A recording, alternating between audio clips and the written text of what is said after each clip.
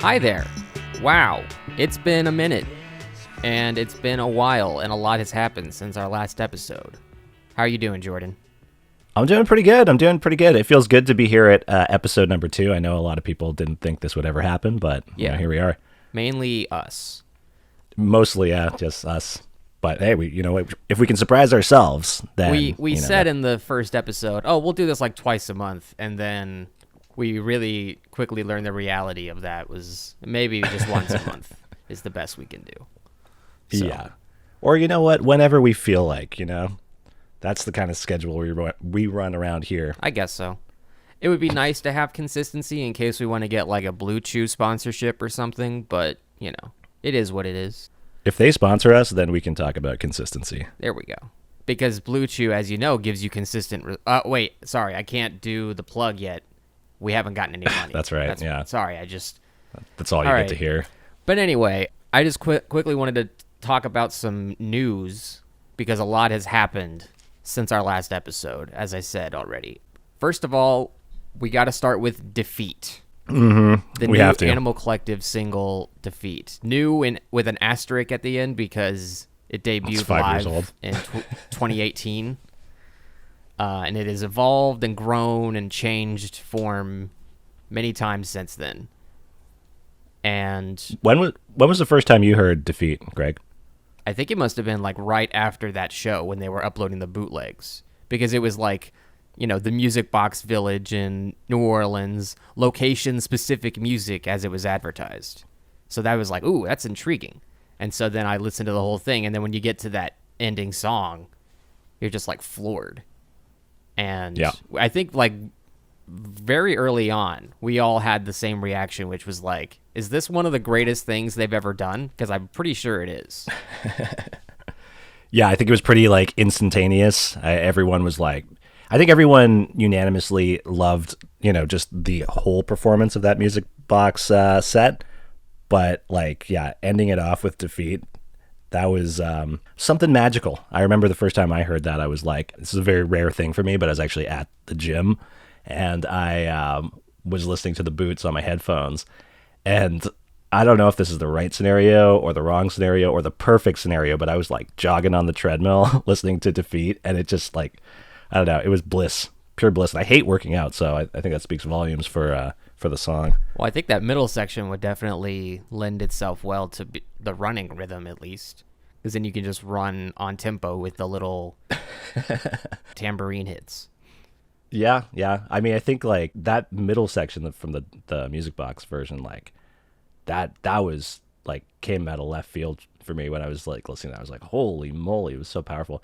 And it's why it's irritated me to this day that in that bootleg recording, like there's people like chit chatting throughout that entire song. So yeah, both nights having a conversation. Yeah, this is so epic. Like, I don't know. I feel like that the song should, it's just so good that it would, in my mind's eye, stop everyone in their tracks from whatever they're doing. It demands attention. I've noticed in the past that it's like most bootlegs that are recorded outside have a higher propensity for people talking over the music. Like the Asheville 2021 show where they announce the name time skips or other stuff like that. I feel like when you're indoors, people are less likely to chit-chat, especially during something like Defeat when the whole room is very quiet and trying to listen to every note. That's true. So we were blessed. We should point that out. We were blessed by the domino powers that be to make up for the snafu that was the Spirit 3 LP box set rollout snafu catastrophe. But which I'm still kind of confused by, that catastrophe. Like, so am I. The title of the EP was wrong, so they sent out another but the other one came in a white label. So how does the original record not work? I don't even it was the communication was so poor. We don't even know exactly what was wrong. Even after all of this, like all these updates and clarifications, it's still kind of a giant mystery. It kind of is, because like I'm not even certain that the album title for that EP is even on the original like album art for it. No, I think it's just the picture of the frog. Just on a sticker. Yeah. Yeah, and there was like a sticker on the cling wrap that said "A Night at Mr. Raindrop's Holistic Supermarket was the wrong It's one? supposed to be Yeah, so- supermarket. Or it is pharmacy. It's supposed to be supermarket? I have honestly no idea.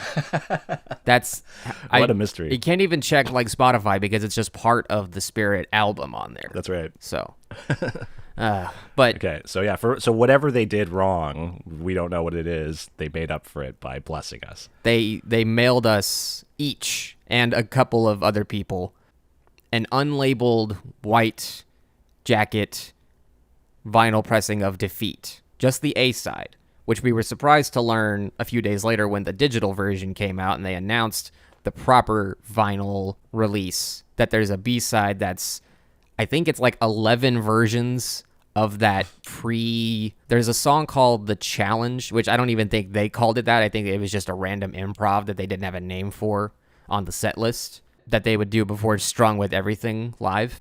I think the challenge, the name came from like Collected Animals. I think someone just stuck that name there for whatever reason. Yeah. On like the boots, and then they just like, yeah, sure, let's go with it. They're making the fans do all the heavy lifting these days. For sure. And usually when it's a song that doesn't have a name yet, people will, with this band I've noticed, they just pick one of the most distinct words in the lyrics and then just call it that. So maybe at some point he said the word challenge. But anyway, they stitched together 11 different versions of this, and that's the B-side. But it was crazy that day that it came, because I think I was already expecting like a Steely Dan album to come, because I had just ordered that on vinyl. And then I wake up that morning and someone on Reddit was like, hey, I just fucking got Defeat, but I can't record it. I don't have the technology for it. And then I was like, oh man, wouldn't that be crazy if I got one? Oh well. And then I went about my day and I came back and it had arrived by the time I was gone and came back. And so I hooked up my turntable to like a mixer that I haven't had in the past. Like I got it fairly recently and recorded it and uploaded it. And yes, I did bootleg the thing, but it was only 3 days between that and it coming out officially. So who cares? And you were kind of like a Animal Collective hero for at least 24 hours. You got a new nickname and everything. Yeah, on the Discord, I was Bootleg Greg. I literally got like, because I basically in the server was like, hey, tag me if you want me to direct message you this audio file. And I think it was literally by the end of it, like 50 different people. And I'm sure like at least 3/5 of that were people that had just joined the server that day. Like someone on Collected Animals must have been like, oh, on this Discord server, they've got the leak. So people would just join and then say, hey, where's Defeat? And then I would either like point them to something saying, hey, tag me, or I would just message it to them. So yeah, it was an incredibly satisfying day after 5 years of waiting to be one of the first to hear the studio version, which we had all been coveting for so long. And it was great. It's true. That day was especially like roller coastery because the original person who got the Defeat vinyl, like they put up this, like 10-second snippet that they took with their phone, and it was like the worst day of their life because they got like so like just bashed by everybody on the internet that wanted to hear that song in better quality. Yeah, I don't endorse any of that. I don't think that was cool. No, not at all, especially from Animal Collective fans. And it's Come like, on, guys. You can't expect every person who has a turntable to be a tech, know-it-all that just knows immediately how to rip it in perfect quality. Even for a phone recording, if it's fucked up, okay, so what? Just be patient. It's been 5 years. You can be a little bit more patient. Wait a little longer. Yeah, you can wait a couple more hours because I'm sure they're not the only person. And then lo and behold, I got one, and I'm messaging you, and I'm sending you the pictures, and you're freaking out. And then you get home from work a few hours later, and you've got a copy. Yeah, that was nuts because I really, like, the fact that I'm in Canada, it felt like a super long shot for me to get a copy, but it was a true blessing. And I think also the fact that everyone like turned so, ravenous on that person who first posted that clip, I think that's another testament to how fucking good that song is, because it's like, yeah, 5 years, people have just been frothing at the mouth, just like, give me that. As soon as they knew that, I'll admit myself, like, no shame, no shade thrown to this dude who, put up the original snippet. But yeah, I was a little cheesed too. No fault of his, but like I just wanted to hear that song so bad. I was like, oh man, does it have to be in this quality? Right. But yeah, hearing it on vinyl, being the first listen, that was an experience. And I was listening to it through like the headphones of the recorder, and I think my turntable is like it's a decade old, so I think the belt, no matter how many times you replace it, is just gonna play it slightly too fast. So I had to I like was pitch wondering it that. down and stuff like that and export it, and is this whole thing. But like, yeah, if you're listening out there to the person who uploaded that very first clip and picture and all that, on behalf of the community, I'd like to apologize for that toxicity, but I hope that you understand where they were coming from with this particular release. Yes, they're insane maniacs. It's no fault of yours. It's just the passion that this fan group has for the band Animal Collective, and in particular for this song. They've been teased. This is like the longest edging of all time, 5 years. So It's true. You're going to be like that guy in the Vice documentary with the grapefruit nuts, and when it finally happens, it takes 22 minutes to finally finish. That's why, from our last episode, why Bo from Bo is Afraid's balls were so big, because he was waiting for Defeat to come out. Exactly. But then he ended up getting some puss, and it was like, okay, well, I guess that's pretty good, you know? So that's maybe what those people on Collected Animals should have That's done, true. and then they wouldn't have bashed that guy, you know? But yeah, so that whole thing, that whole day of the leak and everyone going crazy about it, it only raised more questions about the album, the Time Skiff's follow-up, which is, you know, also I've not nearly as anticipated, I think, as the Defeat itself, but, you know, still pretty up there. And so, you know, usually when you put out the first single for an album, you're going to get the album announcement, like the name and maybe a track list, a cover, pre-order, all that stuff. But when Monday came and they just dropped the song on YouTube and that was it, or streaming or what have you, everyone was just kind of like, album? No? And we're still in the dark. But We're still in the dark. there have been fans that have direct messaged, like Josh, aka Deacon, and AV Tear, and other people through Instagram for details on the album over the last few years. And I believe, I can't remember if it was AV or Deacon, one of them said that every song they've played live is confirmed to be on the album, and then one more that nobody's heard. So that leads us to think that Defeat will be on the album, which is crazy because that means it's going to be like over an hour long if it's including all of those other songs, which like Magicians and Genie's Open can both be like, that alone is like 15 minutes of the album. So Yeah. it's just we're all just chomping at the bit for news, and we're gonna keep our eyes peeled. And I know if I don't message Jordan first, he'll message me first. That's the fan relationship we have at this point. Have you seen this? I have. Have you seen it? I have now.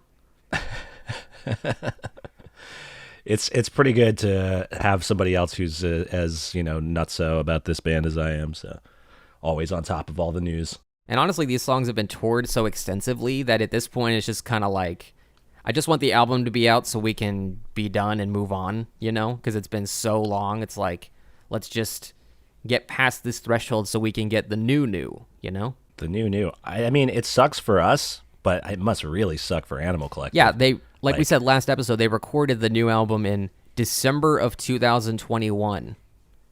And realistically, by this point, if they're going to do the whole announce the album and then put it out 4 months later thing, they've got to announce it sometime within the next month, and then it'll be out like around December, like, you know, I would assume like the first week before whatever the cutoff is for album of the year, all that dumb journalism press stuff that they have to take into consideration. So I don't know. Yeah.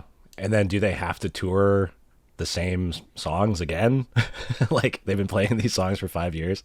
It's supposed to be killing them. It'll probably be a combination. Like, they'll probably start playing new stuff and then continue playing, you know, because you got to promote the album. So it'll probably be like Time Skiffs, the second album, and then whatever else they're cooking up. Yeah, because it's like, I remember seeing, like I mentioned in the last episode, when I saw Strawberry, like when I saw them around Strawberry Jam era, they were playing shit from like what would be Merriweather. So I could see that happening again, but I feel like the setup was fairly like they were kind of like they were a three-piece like when they were touring Strawberry Jam, because I guess Deacon had already decided to do other stuff or whatever. So I'm just like kind of thinking like what is a new era? Like I feel like they've done 2 albums with this kind of setup of like, the generic rock band setup. So what's the new like palette going to look like? And if so, are they going to tour songs from their, quote unquote new album, this Time Skips 2 thing, but with totally different like instrumentation? It'd be so fucking weird for people that aren't like, hardcore fans. I feel like they'll probably keep the same sort of setup and like workflow going, because I don't think they want to get like Painting With was like heavily involved with all the patches, and they didn't play Vertical or Hocus Pocus because very often because Panda had to play the bass notes with his toes, like literally. So I have no idea, but I think they're going to stick to like the dad rock, hurdy-gurdy, guitars, bass, drums, kind of bust out the gong for Defeat. I like the hurdy-gurdy, but I'm ready for it to leave. Yes. I know what it sounds like now. Thank you. But I would not be opposed to if Geologist and Deacon decided to do another one of those improv duo things like they did, I think, last year. Just like on some random, I can't remember if it was like a charity Twitch broadcast or some sort of like indie artist showcase thing. But they did this like 16-minute improv thing where Gigo's just cranking that hurdy-gurdy and Deacon's just, fluttering and then pounding on the keys depending on the mood of the moment. So I don't know. I think people often have this like conception that Animal Collective improvs on stage because they probably did back in like the, Arc and Sung Tong's eras. But they're pretty nailed down now as far as... So whenever they do something like The Challenge, it's like, ooh, it's a nice surprise now, because it's like you're so used to everything being, they loosely stick to the actual songs from the recordings, but they'll still do their own like little flourishes and transitions and all that. So maybe that's why it's called The Challenge, because it's so challenging for them to get back into the jam mode. Animal Collective is not a jam band. Except for whenever they play Fireworks, which they should bring back. Right, which is ironically on an album called Strawberry Jam. Exactly. Well, let's move on.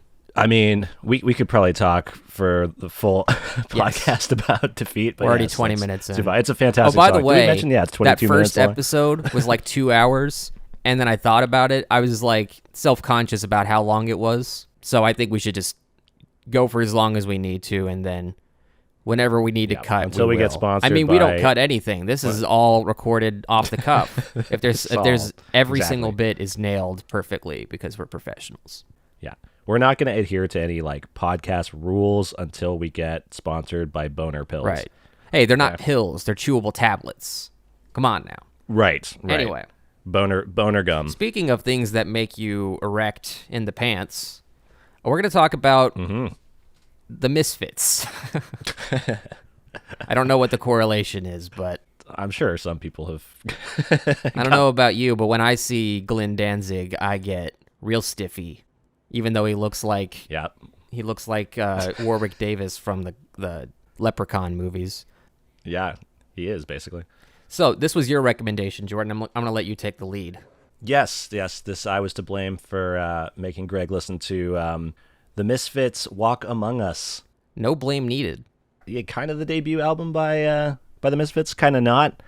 It came out in 1982. They had 2 albums before that they just shelved for various reasons, mostly because the world wasn't ready for the Misfits at that point. All the studios were like, "Yeah, this sucks. We're not releasing this." Finally, we're not giving you money for that CBGB bullshit. That bullshit. Punk rock's never going to be big. Go back to your basements. But finally, in 1982, I forget the name of the record label, but Slash Records finally said, "Hey, you know what? Let's give these Misfits a chance. Let's give this little Danzig character a chance." And they did, and I think personally it's like my favorite Misfits album. I think it's like the definitive Misfits album. It's got all that stuff in there that they're known for. But they got a lot of good albums too. But this one, I think it's like maybe their most accessible as well. Did you find it accessible, Greg? Like, I don't know how, serious you are about punk rock music or punk music from the 80s or anything like that. But I mean, I enjoy the occasional Ramones song now and again, the hits. I wouldn't say I do a deep dive or anything, but I don't dislike the sound. In fact, that's kind of what got me into this album when you recommended it, was that it had that sort of late 70s, early 80s punk sound to it, and which was very much just sort of like a upbeat rock at that point with the occasional like, heavy element to it. It wasn't like heavy metal or anything. It was like its own sort of, it was its own thing. It was punk. It's got melodic elements, and it's got just the good old banging beats that you would expect from this kind of thing. So yes, I would say it's accessible, but mainly just because from listening to it, I was picking out all these different like influences that I could hear, like people that had been influenced by this band, which you would explain to me as I was listening. I was like, oh, this kind of sounds like James Hetfield. You're like, hey, guess who inspired James Hetfield? It was the Misfits. yeah. So yeah, that, and like I said, the Ramones, and just like little, I think there's like one of them on there. I can't remember the name of it, but there's like a section that's like really fast, almost like a sort of like a black metal kind of tempo. And it reminded me a lot of this Ween song on one of their lesser known mixtapes called Sucking Blood from the Devil's Dick, which I think was inspired by like this era of, that kind of music. So it was interesting to just, it's like when you go back and you watch, staple movie that everyone has referenced throughout the years, like Family Guy did that entire Ferris Bueller ending running sequence in one of their episodes, and then 10 years later I actually watch Ferris Bueller and I'm like, you sons of bitches, That's a good that's a good comparison to make, because that is what this album went like for people that haven't heard the Misfits, but like, gothic rock, or like maybe what pop punk became in the 90s and early 2000s and stuff. Like bands like, My Chemical Romance and AFI and stuff like that. Like when they listen to the Misfits, they're like, oh, fuck, I get it now. Yeah, that makes perfect sense. Like this is the blueprint. Right. Well, it's like how I'm sure there are a number of bands like, what was it, Oasis, where you're just like, oh, you guys like the Beatles, huh? Is that what's going on here? Yeah, that one's like extremely on the nose. So how did you, how does this album, like, what's the context of how you discovered this in terms of your musical experience? Okay, well, so I'm just going to, turn back the hands of time here. I got into the Misfits like in the early 2000s, probably like around 2001, 2002 or something like that. My first introduction to music like in the 90s was very like radio friendly, like alt rock and stuff. Lots of your Weezers, and I liked Our Lady Peace, which American listeners might not be as familiar with that band. They had their moment, but they're still going strong here in Canada, where they're from. But, as I started getting into like my early teens and like mid-teens, there was all that angst that came with that, and had to do something with it. I started skateboarding. I started seeing that skull everywhere, and I was like, what's this all about? And one of my friends that I, valued his opinion in music, he was into a whole bunch of weird shit. Like he was into like Fatboy Slim and Aphex Twin and stuff. He started really getting into techno, but then he discovered punk, but the punk that he discovered wasn't like real punk. It was like pop punk. So he was like showing me Blink-182 and stuff, or like, oh man, this rocks, and like MXPX and stuff. And then that kind of led me down the rabbit hole of like, oh, okay, because other people, Blink-182 and these other bands are posers. It's not real punk. And so I don't know. It all came together like that. What the hell's that skull thing? Like this name Misfits. I see it everywhere. And then I think the real kicker was the first Jackass movie that came out had the song Hybrid Moments in the credits. And I was like, whoa, that song is amazing. So I went backwards from there and ended up just kind of like collecting a lot of Misfits albums on CD back then. And I got, I got this album, Walk Among Us, from a real small record store in like Austria. I happened to be in Austria at the time, and listened to it on my Discman. Another throwback there. portable CD player that skips every time. I was going to say, didn't the Walkman sort of figure that out with cassettes? How did they not with CD? Something about like that optical laser or something. They couldn't. They eventually found ways. Like they had these like heavy duty ones. They were like you couldn't fit it any. Like you'd have to carry like a backpack to carry it around with you. But it had some shock absorption or something in there that would allow you to walk and listen to your music at the same time. Well, I need to figure out how to get a vinyl player in my car that never skips. There is one. I'm sure there is. I saw some custom made version where like dude had a record player in the trunk of his car and like had rigged it up with all these like shock absorbers or whatever. It's like, yeah, you still can't like, you can only listen to one side because you got to like pull over and flip the record. But when you are listening to that one side, it's pretty stable. I mean, if you stick to roads. Have you ever heard of the movie I Am Not a Hipster? It's from the not. same director that did Short Term 12 and I think Shang-Chi, and now he did American Born Chinese pretty recently on Disney Plus. Anyway, in that movie, the hipster main character is like sort of a parody. Like it's a pretty standard dry drama, but there are some like, light humorous elements to it, like the fact that he's got a vinyl player in his 1950s restored car that he drives through the desert in, and yeah, it's very much like when I saw that I was like, oh, and then I thought about it for a few seconds. I'm like, oh, that's a horrible idea unless you're parked somewhere. It's called I'm Not a Hipster, and a guy has a retro car with a vinyl player. I think the first thing that happens in the movie is that he turns on a turntable that has like the brush right behind the needle and just starts playing something that the main credits play over. I should check that out. But yeah, no, I got into the Misfits like around that time, and I became obsessed. Greg, it was like proto Animal Collective like fan, that super same fandom energy for me back then.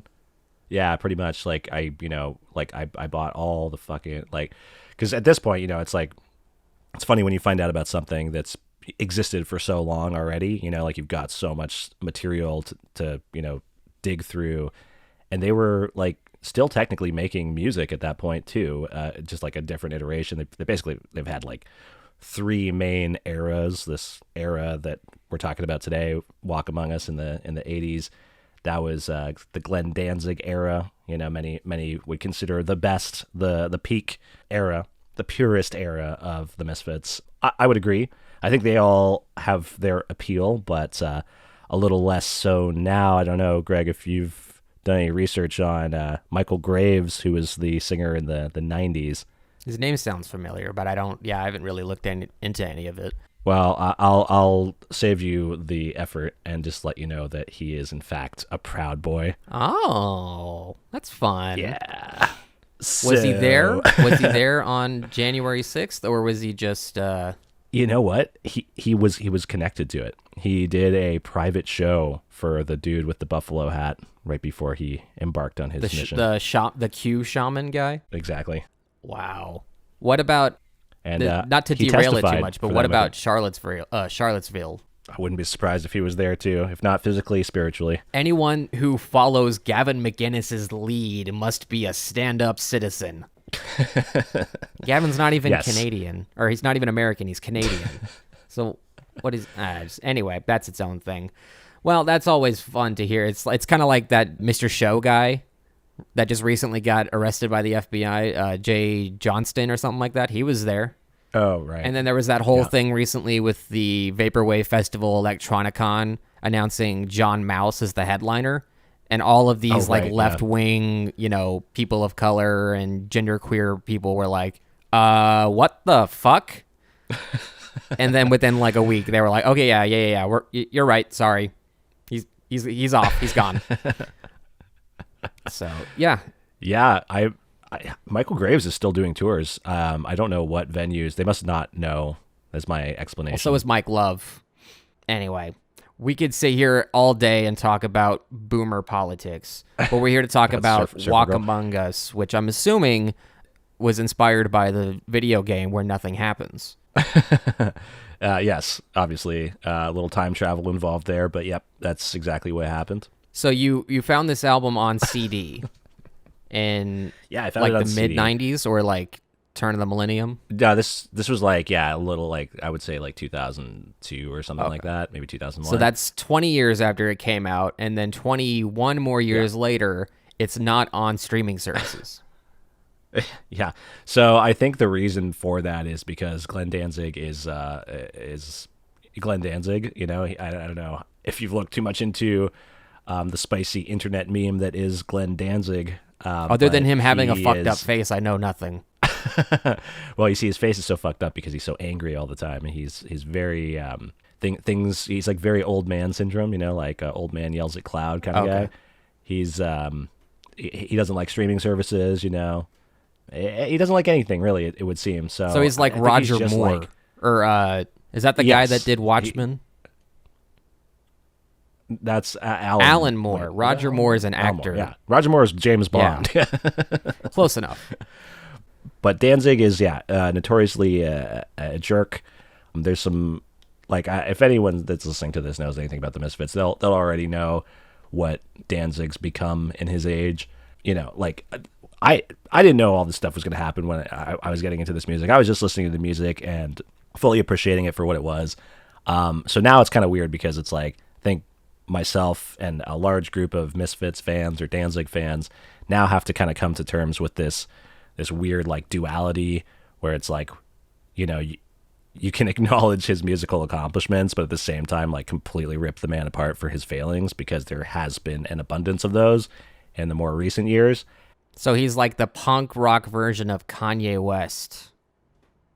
He's like the punk rock version of Kanye West. Yeah, maybe I guess you could say that, but like Hitler stuff. more clowny. It's like Kanye West meets Ronald McDonald, some sort of hybrid of those two. Like 2009 era Kanye West. Yeah, and like 1996 version Ronald McDonald. You know, like. You know, he's hanging out in the ball pit with the kids. They got the right? statue outside of the Walmart location when he's sitting on the bench and he's got his arm out. And yeah, and you're supposed to sit next to him. It's very creepy. Yeah, that's I think the best way I could put it. But he famously got like knocked out in a video where he was being an asshole to like another band that was on a festival lineup.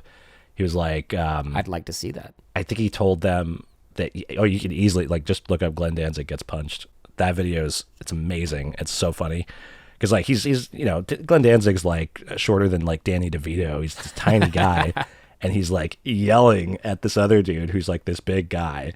I think we figured out the secret to why he's so angry at everything. Yeah, he's like Bagel it's Boss. Quite clear. It is, and he's like yelling at the dude, and then Danzig pushes the other guy, and then the guy just like slugs him right in the face, and Danzig just goes down, just lights out. But the best part of that video is right before that guy punches Danzig in the face, he shouts something, and nobody knows what he said, but it sounds like fuckity. It sounds like he just says fuckity and then punches Danzig in the face, and that's my favorite part of that video. Interesting. So, well, if this was a video podcast, we would play the clip right now, but. Yeah, we could probably play the audio clip of him saying fuckity. Oh, well, there you go. We'll just splice that in real quick. Exactly. Do it like a couple times, you know, to give the listener an opportunity to like try and, I don't know, figure out what the hell's being said. You know what? Next episode, I completely forgot this time, but next episode, I'm going to set up my sampler, and that'll be on the board. That'll be our first soundbite that we can spam when we run out of things to say. Fuckity. Anyway, we should talk about some of the highlights from this album. Right, yes. Because we could talk about Danzig all day, I'm sure. But let's talk about... Well, one last thing, though, before we get off the topic of Danzig here, is please tell me, Greg, that you've seen the movie Veronica. Oh. Or that you're at least aware... I've seen the Half in the Bag episode where they review it. Yes. And isn't that a Rob Zombie movie? It's Glenn Danzig wrote and directed that movie. Oh. So it's worse than a Rob Zombie movie. It's infinitely worse. Okay, so that was Glenn Danzig's wife in the lead role where she's like, hello, I'm here. Or whatever she says in that one scene where it's just like worse than porn acting.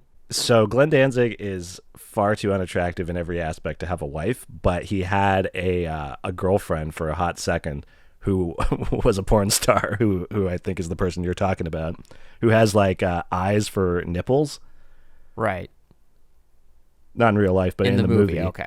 And yeah, she got like she felt the burn of the internet while she was dating Danzig, and then he felt even more of the burn because like she would take candid photos of him like wrapping Christmas gifts, which is very uncharacteristic for the the evil soul that is Glenn Danzig. So yeah, it was like an ongoing thing. There's a whole fucking community out there that to dedicate their lives to ripping on Danzig.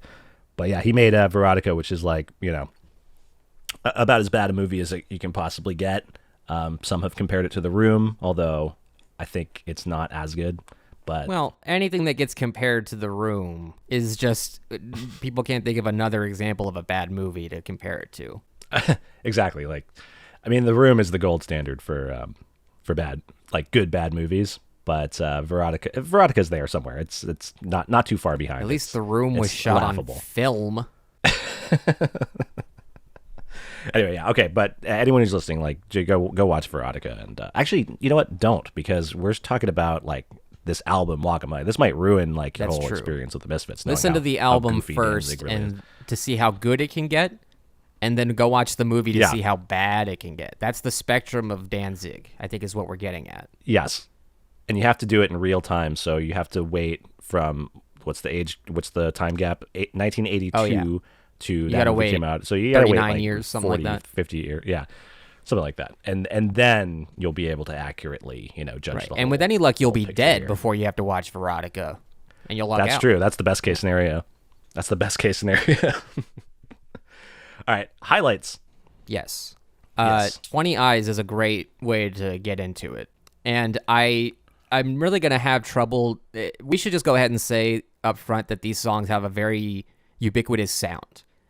I would even venture as far as to have the layman opinion that almost every song on this album sounds exactly the same. But that's not necessarily a bad thing in this context, because it is a good, like, they found the style and the flow of what they wanted to do in their songs, and then sort of just expressed all this different imagery and ideas in each different iteration of the sound.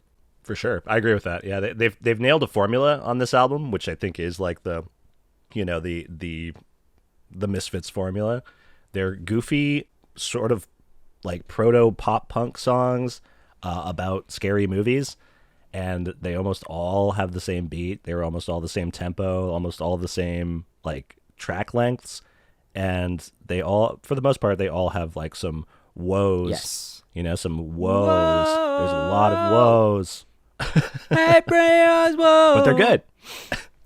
Yeah, no, it's definitely, I saw a YouTube comment that was like, take a shot every time they say the word whoa in this album.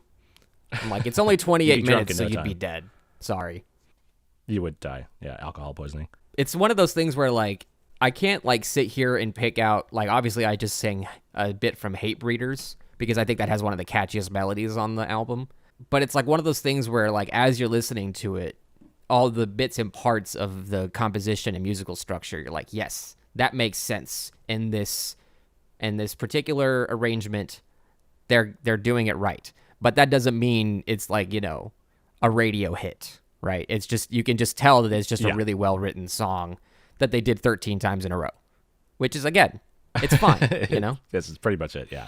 Yeah, it's true. Like, I think, and despite that, I think that there are songs that do stand out. Like, you mentioned 20 Eyes is a really good opener, but Hate Breeders is, the longest track on the album, coming in at like 3 minutes. And it basically follows the same formula, but it does stand out. I've always really admired Danzig's ability to actually, those woes, they actually follow the emotion of what they're trying to convey pretty well without even, having any words. Like the woes in Hate Breeders versus the woes in like Astro Zombies, totally different. Right. They're not doing the exact same. They're not doing it the exact same way. It's just the technique that that they use. I also wanted to point out All Hell Breaks Loose, which, again, I have trouble actually describing what differentiates it from the others. It's a little faster, I think. Like the vocal line is quicker. It's another one of those kind of like thrashy ones. Like that one and "Mommy, Can I Go Out and Kill Tonight?" Or those are the two that have that like kind of like that super rapid fire That's lyrical right. Yeah. style. And that's "Mommy, Can I Go Out and Kill Tonight" is one of those where I'm like, the song title is better than the song itself, but it's okay. The song, it's interesting because it's the only song that's like live for some reason, and it even doesn't cut off when the song ends. It like bleeds into the next song that was obviously played on that live recording. This is a real weird choice, but yeah, I agree. I think that song title. Although if you read the lyrics to that, it's pretty fucked up. Like there's like some line about how he's like going down to Lover's Lane and murdering the women that he's with and like keeping their teeth and toes. So this is a song written by Armie Hammer. Oh, yes, inspired. He was probably another person that was inspired by Danzig and the Misfits. It persists throughout all of pop culture, for better or for worse. But I'm sure it was probably more fictional with Danzig, I would assume. I hope so.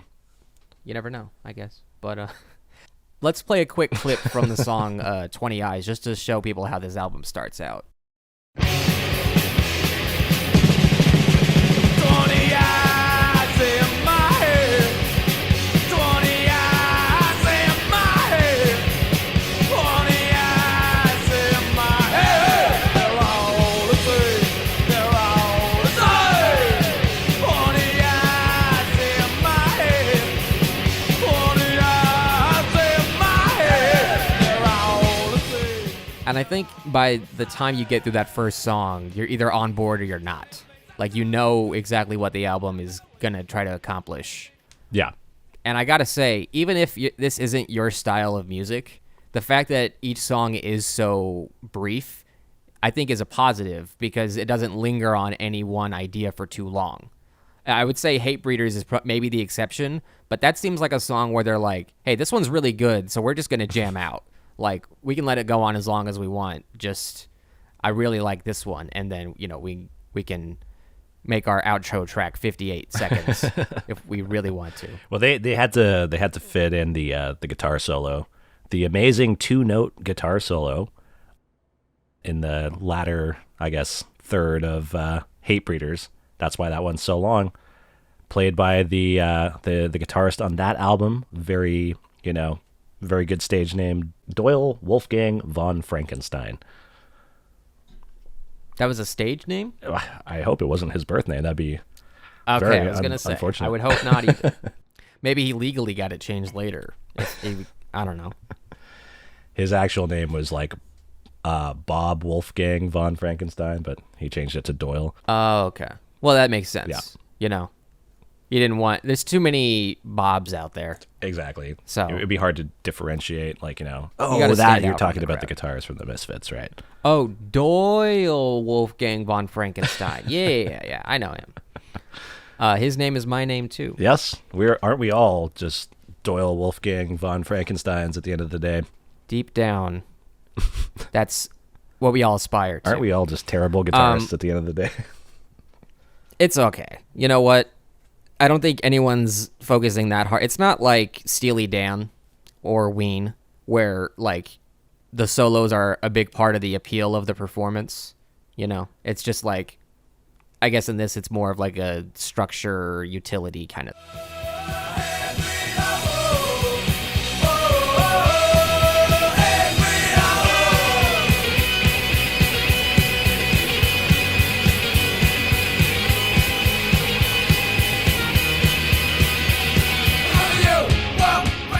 Yeah, and I think that like the sloppiness of it lends to the overall product, right? I mean, like it's punk music, and this album. I mean, I think this album's production is pretty top notch for what it is, and especially the time that it was recorded in. Yeah, I was expecting it to sound more like a Guided by Voices album. Right.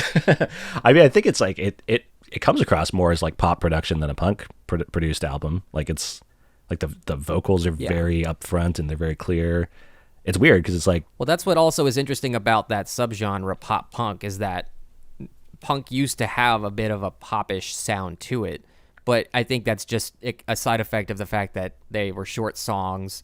They were catchy enough to keep people engaged. They were, up tempo, and they had similarities. Like I think I'm pointing out at one point that the woes, like the chorus vocals, like the gang vocals on this album, kind of remind me of the Beach Boys. Yeah, where like they have a purpose and they serve it, but they're not doing it the whole time. for sure. I mean, there's just a lot of like 1950s pop music that basically sounds exactly like this. If you were to like distort the instrumentation and speed up the whole thing, like it's very similar. Right. And Play your 45 at a 78. yeah, exactly. Just like put it through overdrive, and there you go. Basically, you got punk music.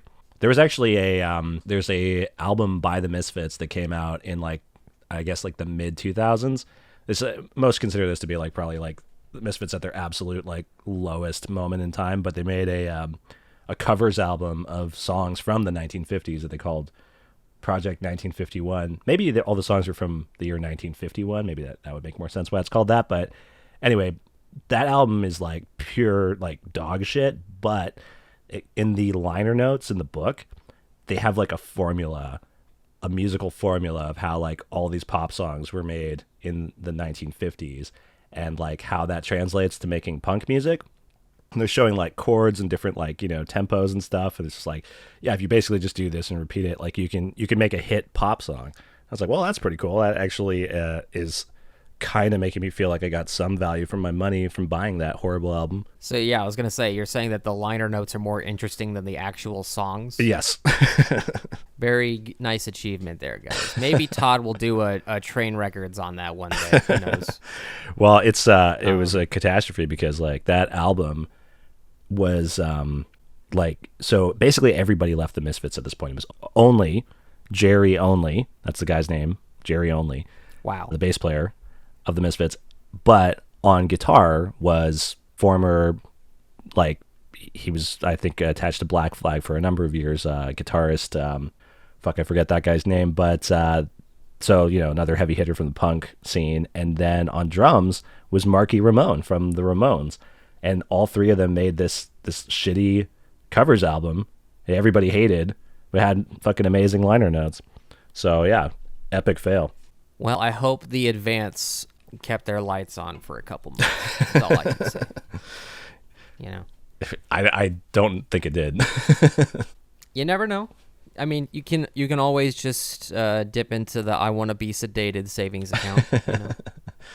Yeah, that helps the drummer, but not the other two. Right. Well, quickly, let's play a clip from the second song, All Hell Breaks Loose. Ironically, so that we can keep the structure of this podcast somewhat on the rails.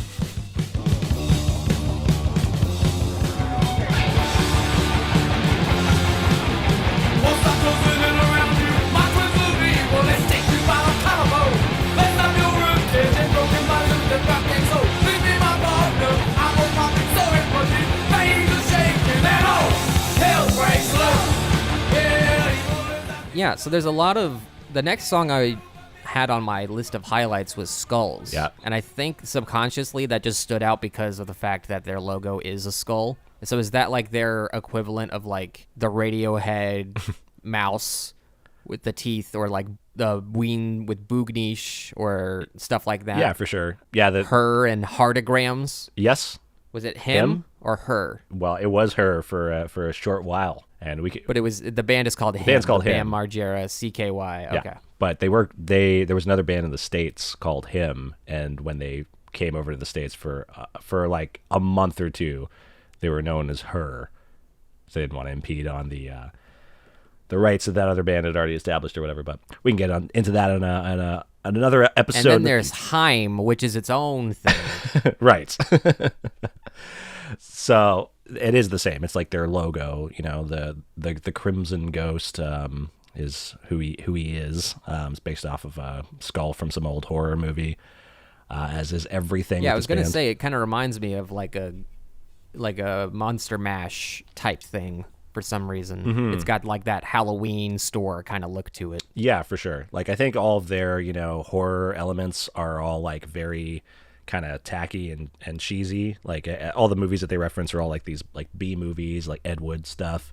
And the kind of image that they were putting out there was like a, yeah, you can do this yourself at the dollar store, which I think is cool because it's like, they were making punk music for literal, kids that would call themselves Misfits before they even knew this band's name. Like the DIY stuff, the cheap stuff is more, in line with what people could achieve that would be into a band like this. Yeah, and I guess the DIY aspect of it makes sense when the fact that the instrumentation is pretty much the same throughout the entire album, and it's just singer, guitarist, bassist, drummer. Yeah. And maybe I would defer to you on this, but I assume that was it. Yeah, that's it. You're not doing tape loop experiments or pitch shifting or any of this studio experiment. It's like, hey, we've got 12 hours to record the whole album. Yeah, it's pretty much like that. I mean, I'd say like with this album, there's a few overdubs that you can kind of hear. Like I think Astro Zombies is a good example of that. Like there's in the chorus, there's like it's an interesting effect. It's almost kind of like this spectral kind of like, like in Radiohead songs where it's like, or even in Animal Collective's newly released Defeat, there's like this kind of trail in to the vocals. It's like kind of like you get this kind of like ghostly. Oh yeah, I know what you're talking about. About? What they do is they like reverse the dry take, then they add reverb, and then they reverse that. Exactly, yeah. So that the vocals play forward, but then you have like this sort of like this weird like intro. Exactly, yeah. Like Tom York does it all the time, and they Nude from In Rainbows is a good example. Yes.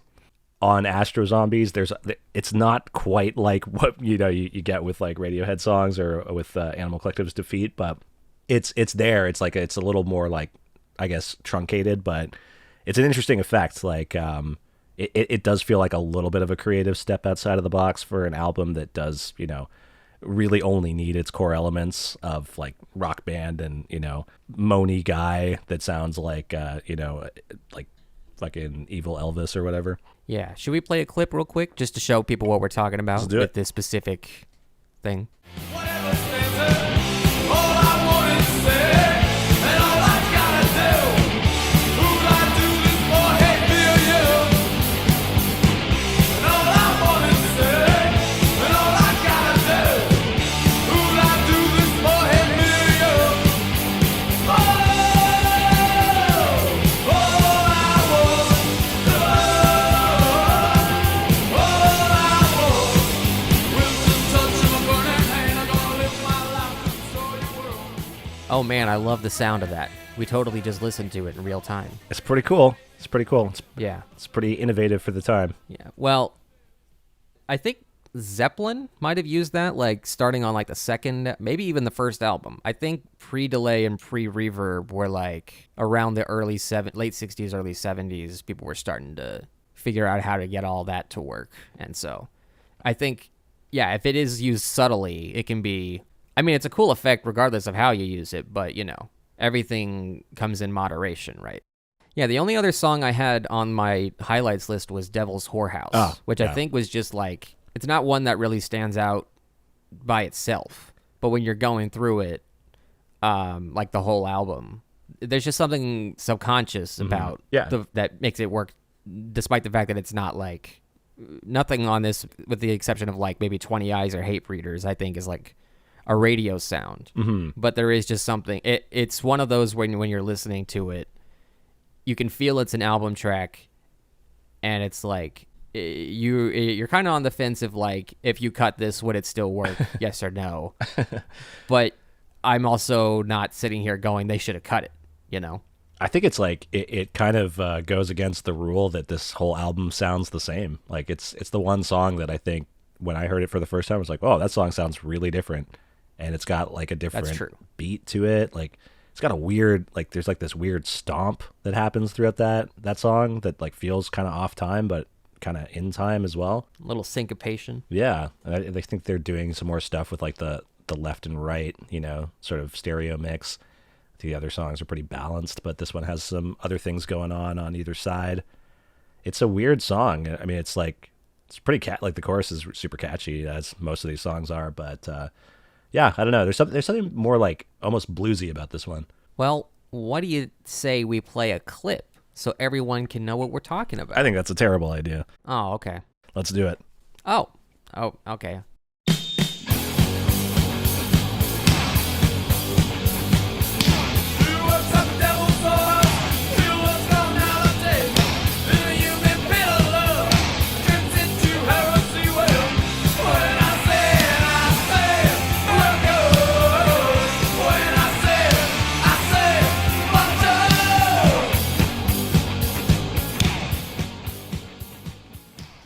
So, I don't know. Did we do it? Did we adequately cover this album? Yeah, What do you think? I think so. Is there anything else you'd like to say about it? No, I don't think so. I think that this is peak Misfits. If you want to listen to like punk music that you don't have to like pretend to like because it's like the production's so fucking bad, like this is a really good album to get into. It obviously like shaped a lot of, punk music to come, whether or not you consider, what came actual punk music or not, but it definitely influenced a lot of music, and not just punk music. Obviously, like we talked about Metallica, thrash metal, and like other types of metal, and Danzig kind of went more into a metal direction as well with his solo stuff after the Misfits. Like this album's actually like not only is it technically the first Misfits album, it's also technically the second last Misfits album. It's like these guys have such a huge legacy, but they really only have like 2 albums, and the rest are all just kind of compilations and singles. And apparently, like Danzig, he couldn't deal with the Misfits anymore after the follow-up album to this, because he just thought that like Doyle, Wolfgang von Frankenstein, and Jerry Only were such horrible musicians that he just was like, I can't work with these guys. They're not progressing at all. I guess that's better than being. I don't know. That I'm picturing the movie biopic of the Misfits, the scene in the second act where he's like, "I'm the one with the real talent here, not you, me. I wrote Hate Breeders." I wouldn't be surprised if that is like exactly the truth of what happened, because Danzig does seem like a whiny little weirdo, and I think that more than likely some scenario like the one you've just created was what played out. Well, all I can say, Jordan recommended this album to me for this episode, and I ended up enjoying it. And I would like to thank you for recommending it, because I feel like now I have some context on a piece of music history that I didn't have before, which I will always appreciate, learning new things and not having to pay a higher institution to do it. I'm glad that you got that from it, because it could go either way a lot. As far as the album itself, for anyone else who hasn't heard it, it is what it is. It very much tells you within the first few minutes what you're going to get into, and you'll either be on board or not. I would say if you're in the mood for punk, this is a great pick, especially if your standards aren't so heavy that, this sounds like show tunes to you. That's all I got to say.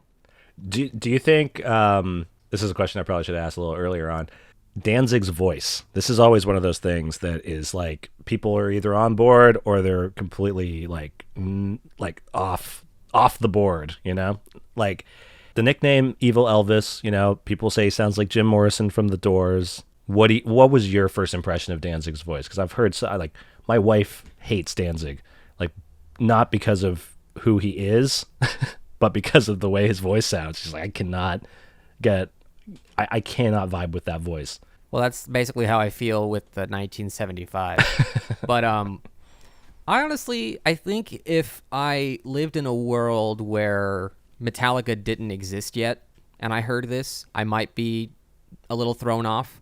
But the fact that we have so many variations of this type of singing, it didn't seem that strange to me. So, yeah, it literally was just like the first time I heard it, I'm like, hey, this sounds like James Hetfield. And that's basically as far. I wasn't just like, and it sucks. Yeah. It's like, well, it's a little goofy sounding, but it is what it is. It's punk music. So, you're probably drunk when you're doing it anyway. So, fuck it. There you go. Sweet. Okay. Well, I think that concludes our discussion about Walk Among Us. I have one last detail, although I do appreciate you trying to transition. Yeah. I believe All Hell Breaks Loose is on the soundtrack to the CBGB movie from 2013 or something like that. Cool. There's a song from this album on that soundtrack. So I just thought that was interesting to point out. That is interesting. I've never seen that documentary, but that makes sense because they played there a lot. It's not even a documentary. It's actors like Alan Rickman plays the owner of CBGB, and I think the guy that played Ron in Harry Potter, who no one will ever remember his name. I think his name is Ed Sheeran. Rupert Grint. Right. He's like one of the young. I don't remember who his character is. I was drunk when I watched it, but all right, yes, let's transition. Let's move on to the movie, because this is a podcast where we do two things: albums and movies. We didn't even do an intro at the beginning, really. We didn't say this is this podcast, but whatever. Whatever. If you're with listening it. this far, then you'll put the pieces together. We're talking about a Yeah. movie now, but there is some connecting tissues here too, because the Misfits write songs about monster movies a lot of the time, right? That's true. And the movie we're talking about is Cloverfield, which is It's a monster their movie. attempt to do like a modern day Godzilla, which I don't know how successful that was. But yeah, Cloverfield from 2008. We should clarify. It's not Yes. one of the sequels. It's not 10 Cloverfield Lane, which is a good movie that has a dumb title slapped onto it and a dumb ending. Or the Cloverfield Paradox, which is, Just awful. I'm not even going to dignify that with a description. Yes, it's the original. It's the 2000s answer to the Blair Witch Project, That's right. which I can feel confident in saying because Blair Witch was 99. That's almost an exact decade after. That's pretty cool. That's true. Let me just say that the reason I picked this movie is because it was my shit when it came out. Like, I didn't see it for like a year maybe after it came out because I think it was PG-13 and my parents want me to wait to watch PG-13 until I was. Whatever. But when I got this movie on DVD, or I think we rented it through like VOD on like our cable box. And so we watched the 4:3 letterbox, like some, I can't remember if they stretched the shots or if they just cropped it, but it wasn't the proper widescreen version of the movie. But it was one of those where it was so like, it sucks you into like the realism of the moment that I had to remind myself at the end that I didn't just watch a documentary or like snuff footage, basically. Because I know that it's a movie and there's visual effects, but the experience of it, you just get so into it at that young, impressionable age that you do have like that sort of same feeling like after you go through a serial killer's Wikipedia page where you're just like, ugh, you know? But Yeah. It's immersive. it was basically just a monster movie. Yeah. That's it. You know what's really interesting about this that I didn't even think about, Greg, is that because of the age gap between us, we'll actually have like, is this like the first like sort of major motion picture found footage movie that you saw? Yeah, I guess so. Interesting. Because I think it was everyone talking about the movies that it was similar to after the fact Right. that I became aware of like the mockumentary found footage style that they were going for. That's really interesting because for me, like my first, like entry point to that was the Blair Witch Project in the 90s. And I saw that in theaters and that scared the fucking shit out of me. And to this day, when I bring that up to people and they're like, oh, like what are some like, in your opinion, what are good horror movies or what are good found footage movies? And I bring up the Blair Witch. There's so many people that come back being like, are you joking? Like that movie sucks. Like nothing happens. It's so irritating. Like all this stuff. I can only co-sign like the last 20 minutes of it. See, interesting. So I wonder if that has something to do with like the entry points, because it's like for me, like Cloverfield, it was very immersive as well when I saw it when it came out. Like it was a big thing. Obviously, like the hype machine was big behind that. But when it came out, I did see it with my friends in theaters, and we all came out and we were all like, "Oh fuck! Like that was awesome, man! Like that was like, whoa, that was wild, And it was not to the same degree as like coming out of Blair Witch, being like, "Oh my god, was that real?" It was more like, okay, we know that this was a mockumentary or found footage movie or whatever. Right. Well, when they roll the credits and it says directed by Matt Reeves, you're like, oh, right. They're like, right, that's right. Yes, I'm watching a movie. Yeah, that's a bit of a giveaway. Yeah. I think this movie there's a number of things that led to it. I think the explosion of amateur videos on like YouTube specifically, and around this time, like it was really blowing up in like 2006, 2007, which is when they were making this movie. And I think it was just something, it's like that combined with, let me just go ahead and clarify that this is not a J.J. Abrams directed film. He's just the main producer on it. But he did have the initial idea for the film. Then he hired a screenwriter and a director and all this other crew to execute it. He was in a like comic book toy shop in Japan, and he was seeing all this Godzilla stuff. Like Godzilla is still really big in Japan.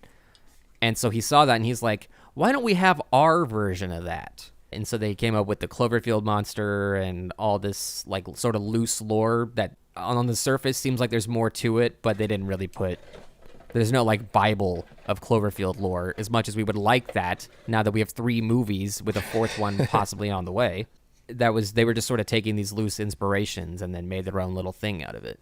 And I want to quickly point out how strange it is to compare it to Godzilla. Like, on the surface, yes, big scary monster, tiny people in the streets running around screaming. That's, as a concept, fine. But if you're literally going to cite Godzilla, there is a mountain of politics and historical context that comes with it that this movie doesn't try to acknowledge or even tackle in any way, shape, or form, including the behind the scenes. They just say, like, oh, yeah, we thought we could have an American Godzilla. That's it. It's like, okay, well, Godzilla was in a direct response to the bombing of Hiroshima and Nagasaki. Like, hundreds of thousands of people vaporized in an instant, and like the anxieties and the grief and all that misery that came from the aftermath of that in Japan was what inspired them to make Godzilla. Is Godzilla as this giant monster is essentially a giant stomping metaphor for the nuclear attacks that ended World War II. Yeah, and it's like that ripple effect of, like, you know, literally and, you know, metaphorically, the ripple effect of nuclear radiation, like, continuing exactly, to like have this... Godzilla is made by the radiation from the nukes. It's a direct... And then this one is just like, oh, a satellite fell out of the space and hit a giant space monster that was living in the ocean, and now it's angry and confused and destroying everything. That's it. But of course, 9/11 is part of it because it takes place in New York and specifically Manhattan. So I know that they specifically cited the anxieties of. I mean, this is at this point. We were in two wars. Like Afghanistan was going ahead full force.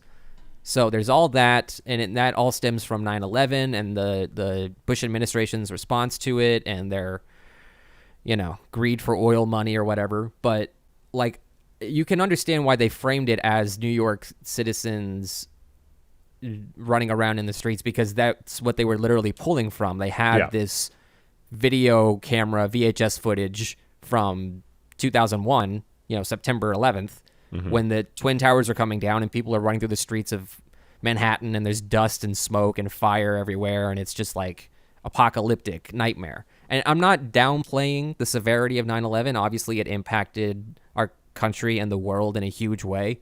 Now, we can sit here all day and talk about conspiracy theories and whether or not it was planned, but we're not going to.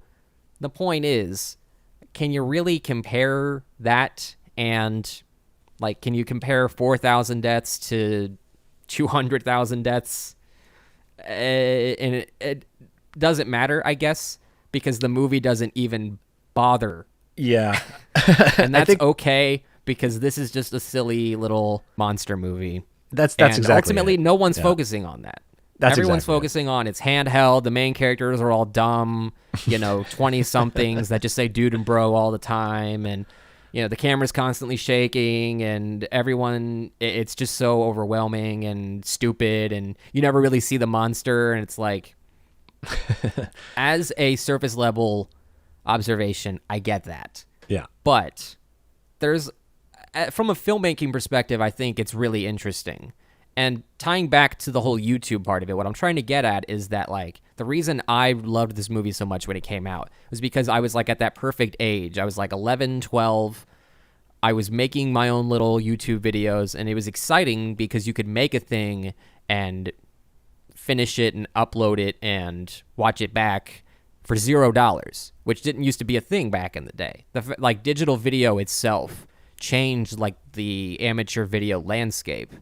And so you're watching all these handheld, you know, cheaply shot videos, and there's all this charm and the stuff that comes along with that experience, so that when a movie comes out like it, that's basically just a vlog with a bunch of special effects slapped on it, it's almost like it makes perfect sense. So I don't know who, maybe it was J.J. Abrams, but I don't know who came up with the handheld camera perspective concept, but I think they were, like, onto something, because it was, like, in terms of, like, where pop culture was at the time, it was, like, perfectly timed. It was, like, the exact right moment that they could have made this film, you know? And it only inspired more that came after. Yeah. No, I mean, like, you're absolutely right with that. And I always ask people this question with any movie that's like a found footage movie. Do you think that this movie would be as effective or as successful if it wasn't a found footage movie? I think everyone would just call it a Godzilla ripoff at that point if it was filmed traditionally, you know? I think the found footage thing, people can say it's a gimmick, but I think it ultimately sets it apart from other movies like it in the genre. You know, you'll always remember Cloverfield. Like, you'll always remember Zombieland, right? There's like a little lightning in a bottle effect going on there that sets it apart from, you know, the lesser of its kind. But there's so much to talk about with this movie. Quickly, let me just set up the plot. Everyone, you've probably seen this movie. It's 15 years old. Everyone was talking about it when it came out. But for the sake of our podcast, it's about a group of friends in New York. They're like late 20s, basically my age. One of them, the main character, Rob, is going to move off to Japan and get this big, you know, he's like a yuppie, basically. And this is like his start of his career working for this corporation overseas. And so his friends are throwing him a going away party. And the girlfriend of his brother has the idea to take Rob's video camera and then record testimonials of people saying, oh, you know, we're going to miss you. You know, you're going to be, don't forget us when you're big and successful, that kind of stuff. And so it gets passed off to Rob's brother, who doesn't want to do it. He just wants to get drunk and party. So then he hands it off to HUD, who's played by America's favorite person, TJ Miller. And you know what? Love him or hate him, this movie wouldn't work without him.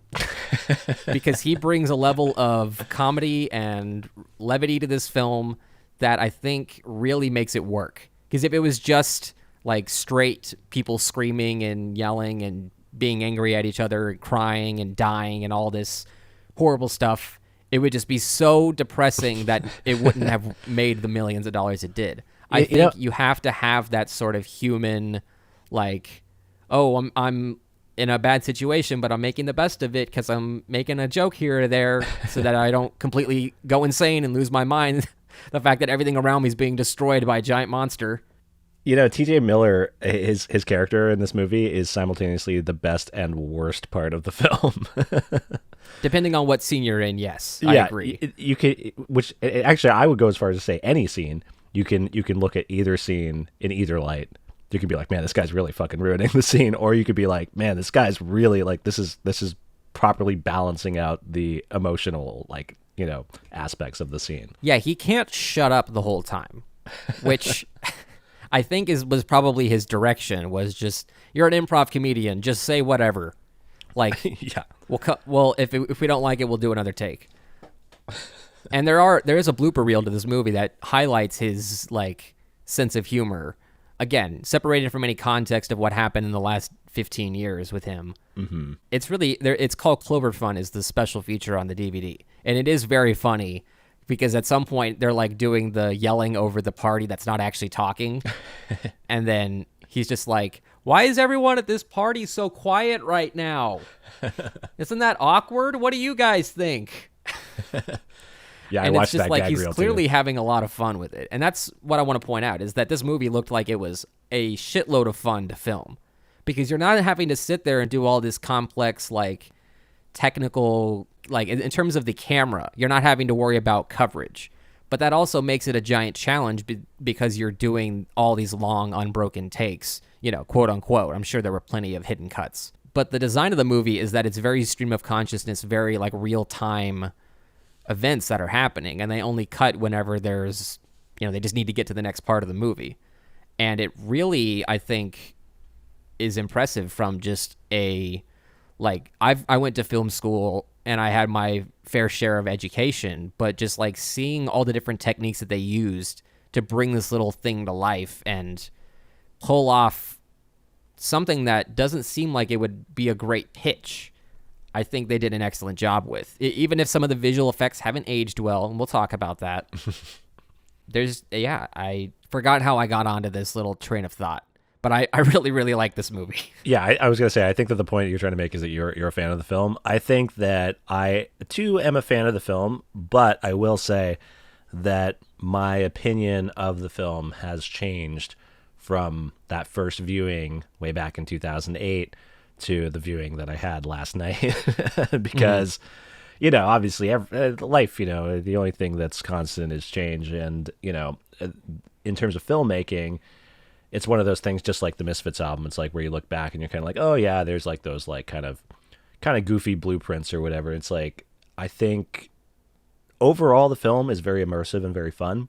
Something that always gets under my skin, especially now that there's been a lot of found footage movies, is like that logic, right? That logic gap. Why are they still Like, filming? Why are you filming everything, right? So it's Yeah, like, put the fucking camera down and run. Yeah, exactly. And it's like, for me, that's why I really hold Blair Witch quite highly as, a bit of a standard for found footage movies as well, because they really, like everything for the most part makes sense about why they're filming this stuff. Like they are trying to shoot a documentary.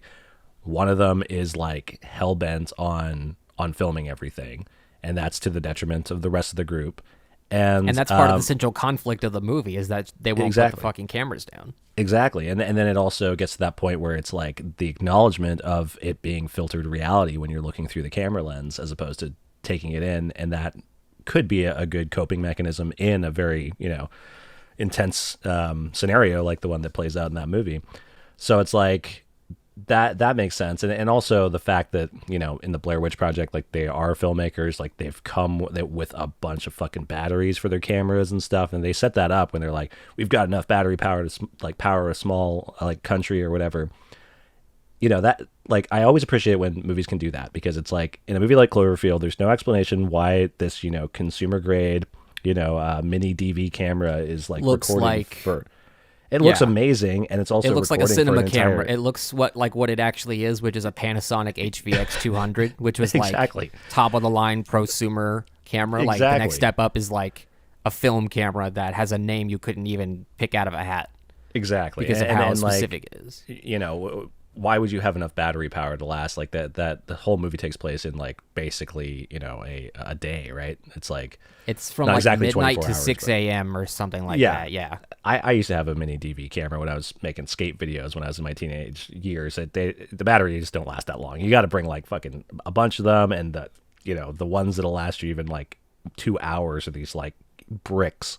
So like, you And would have especially to- if you're turning the camera on and off when you're not recording. Oh yeah, exactly. So it's little things like that always bug me and kind of take me a little bit out of it. But I always try and have enough drinks that I can forget about that, and then get right into the movie. And when you do forget about that in this movie, it is pretty immersive for the most part. But the big difference between my first viewing and the viewing last night was I was definitely not as irritated by the characters and their dialogue when I first saw it as I was last night when I saw it. I was like, oh my, like, who are these people? Everybody here is unlikable, and like, I hope to God people don't like talk to each other like the people talk to each other in this movie. Well, yeah, I think it's just like whenever the shit hits the fan, any like sort of veneer of like polite friendliness sort of just goes out the window because it's more about like survival than it is maintaining good vibes in your friend group. That's true. Anyway, so we didn't really talk. We got kind of sidetracked. I was trying to set up the plot. Rob is on Right. his going away party. So there's a girl that he hooked up with that I think is in their friend group named Beth that he has having big feelings for, but because he's leaving the country, he didn't want to commit. And then she's showing up to this going away party for him with this other guy, and it's really rubbing him the wrong way. And then, of course, TJ Miller goes around telling every single person at the party that they had sex. Not Robin Hood, but rather Rob and Beth. Mm-hmm. That would be a much different movie if it was about Robin Hood and a gay relationship. That'd be much more scandalous at that time. Yeah, the other characters in the movie are Marlena, who is just like a loose friend that they all know, is kind of like, you get the vibe that she's like one of those like BPD train wreck kind of people that just keeps up appearances for the sake of having an active social life and just kind of comes along for the ride because, you're trying to survive and these are the only people you know within your immediate radius, and you'd rather stick with someone than be lost on your own. Mm-hmm. Then there's Jason, of course, Rob's brother, and then Lily, the girlfriend of Jason. So a very small cast, which I think works, especially when you're going to do this like sort of slasher structure where, you can't really go 20 minutes without a character dying, which is fine. It keeps the pace up. It keeps the, intensity up because there are all these situations that they get into where someone could just, You could get crushed by Clover's tail on the Brooklyn Bridge, or you could get attacked by a face hugger that lays a parasite inside you, and then when it hatches, it blows your entire body up into a giant, ketchup packet explosion. I suppose we should also say that this is not a spoiler-free review. Oh, yeah. We got to get better at that, right? I guess. If you haven't seen this movie, but then again, why the hell are you listening to this? Yeah, everyone's seen this movie, I'm sure. And if you haven't, just do yourself. It's literally 82 minutes. The credits start rolling at like 75 minutes. Let me just stop right here and say this movie is perfectly paced. I didn't realize that part of the reason why, as a teenager, I was so into it was because it had that fast-paced editing. There's not jump cuts constantly. Mm-hmm. Like maybe a little bit during the party, but that you could just assume is the guy who's filming it just not filming whenever he doesn't need to. Mm-hmm. But the fact that the events in this movie just keep moving. Like I think by the time they are on the Brooklyn Bridge, it's like 34 minutes into the movie. And it's like the second thing that happens in the movie. And you're like, this is great. There's only like 40, 50 minutes left. And you know that they're going to cover the entire rest of the movie in there. And there's no real, there's no wasted scenes. Even the, lower energy scenes are necessary for, the character development, which in a movie like this would usually get, swept to the side. And it's not, obviously the main focus of the movie, which, again, we haven't said, is Rob gets a call from his girlfriend. When they're on the bridge, she says, a well fell on me in my apartment. Now I'm trapped. I think the building, partially collapses onto the other because this giant 300-foot monster just pushed it aside when it was trying to walk down the street. And so they're trying to get to her apartment to save her and, they can all survive the apocalypse together because of the power of true love or something like that. It's not like they don't dwell on the emotional core of it, but it is there. And I think it doesn't work without it because there would be no explanation as to why are they going further into the city where the monster is and putting themselves in more danger because of love, And you have to have that for your movie, even if you're going to do something as silly as, conceptually silly as a video camera being held by a bunch of 20-year-old dweebs, you're going to have a little bit of something for the mass audiences to latch onto whenever they don't have, this is installment number 11 of the Marvel Cinematic Universe, and I'm here to see Ant-Man, Iron Man, and they can list off all the characters they're looking for. It's like, I appreciate that it is just these random people, and it is just the movie implies that it's not the only recording of this that exists out there. You can even see on the bridge at one point, they're filming, something off in the distance from the bridge, and they turn for, a second, you see another guy with a handy cam filming the main character, and then they just quickly pan away. And then, of course, when the Statue of Liberty head gets thrown down the street right outside the party where they're at, I laughed. I didn't laugh back in the day, but I started laughing when everyone pulled out their cameras and started taking pictures of it. Because I think pop culture has just shifted so much in the last few... if this movie was made 3 years later, everyone would have iPhones and be doing the exact same thing. And it would look 100 times worse because they would probably actually try to shoot it on an iPhone. Yeah. You know what? It's funny. I noticed that too. And I also noticed when people start looting and stuff and they go into that electronics store and Rob's looking for a battery for his phone. And then TJ Miller looks at the newscast and it's those aerial shots of the monster. Everyone's got their phones out there too, but they're these old phones. And I was like, man, that's such a funny thing. That must have been correct me if I'm wrong, but around the beginning of when you could record somewhat decent quality video with your phone. It was probably still a few years early. I think they had video capability on they were 3 megapixel cameras. So no matter what picture you took on your little flip phone, it wasn't going to look good. You'd be like, look, it's the head of the Statue of Liberty. Really? I can't tell. Yeah, sure. Yeah, it's but it's interesting still, as that kind of moment in time where it's that kind of was the birth of everyone whipping out their phones and being especially even at that time where it's you're getting a 3 megapixel pixelated version of something that you have to decode to figure out what it is, and people are still I gotta get this. It's what a moment in time. Who knew what it would become? Everything these days, anything terrible happens, your phone is the first thing that pops out. Not to call the cops. I don't have that impulse. I know that a lot of people seem to. Like, everyone that captures a fight for World Star Hip Hop or Live Leak or whatever is just, like, their first instinct is to pull out their phone and start recording. I don't. Like, you'd think as a filmmaker I would have that, that like, impulse in me.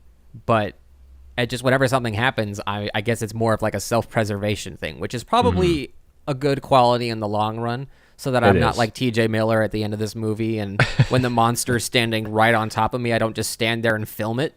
I run, and I don't get my body bitten in half and my torso falling to the ground with the camera. Thank God.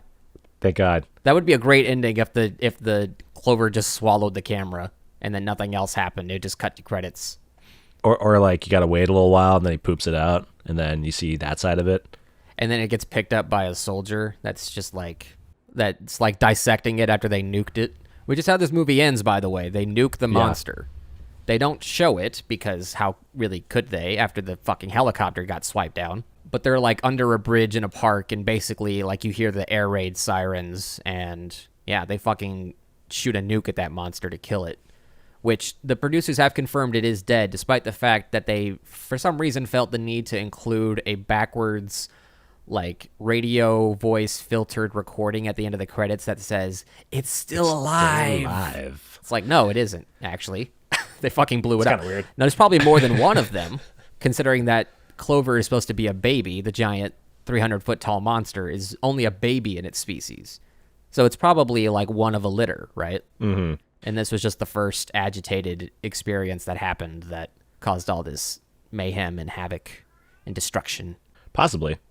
You know, I'm going to go back to what we were talking about that like kind of emotional aspect of the movie with having this, Beth character and I guess like the romance story, if you will, like of Rob, risking his own life and the power of friendship of his gang of friends going with him on this journey despite, maybe their best self-preservation instincts and, that being like a big part of the latter half of the movie. I think right, because he even at one point gives him an ultimatum. He's like, I'm gonna go by myself and do this because I don't want to put you guys in danger. There's the army, go with them. And they all basically just like reluctantly are just like, no, we're not just gonna let you go kill yourself. Like, we're gonna stick with you because we're your friends. God damn it. Yeah, and that's cool and stuff. But there's like moments where I questioned, especially when I was watching it last night, if there was enough setup to merit these kind of connections and stuff, especially from like our like as a viewer's perspective on this thing, because I think like I think it does. To some degree I think it does, yeah. And I think that like I had to like kind of refresh my memory while I was watching it, and it was like I was like, okay, I know that like, and we've already discussed that this is not spoiler free, when Jason dies on the bridge, like when I saw that last night I was like, okay, like, Lily's making a big deal about this because she's watched her boyfriend die. That's pretty sad. Rob's brother just died. He seems sad, but it's not. And then like TJ Miller's like, oh man, I'm so sorry about your bro or whatever. And like, I think he's just like so much in shock. Well, that's the and thing, disbelief that he doesn't even want to acknowledge it. And it's just something kicks in his head where he's like, okay, well, if he's gone, I gotta make sure everyone that I care about that's still alive stays alive. Well, that's exactly it. That's what I thought was cool about it, is because like initially when I was watching it, I was like, okay, I kind of forgot about the direction that the film goes in, and I was like, I feel like the guy would be feeling more. But what's really cool is that they do that, and it's like there's that moment when they're in the subway station, and he gets a call from like his mom.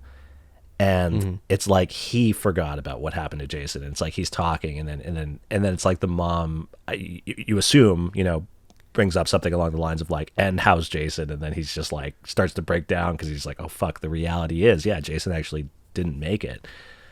And I thought that was like in that moment he's running out of adrenaline, and then finally the realization, everything's coming back to him. Yeah, and I was like, man, like I was like, okay, like that's pretty good. And then I was like, okay, you know what, this does make more sense now, because it's like, not only like what you said, like, it's now his mission to save the people that matter the most to him, but it's also almost like this complete distraction. It's like he's got this new mission, which is like, I have to save Beth, and I think I think in that way, I think it actually does feel kind of realistic and in a way that it initially didn't.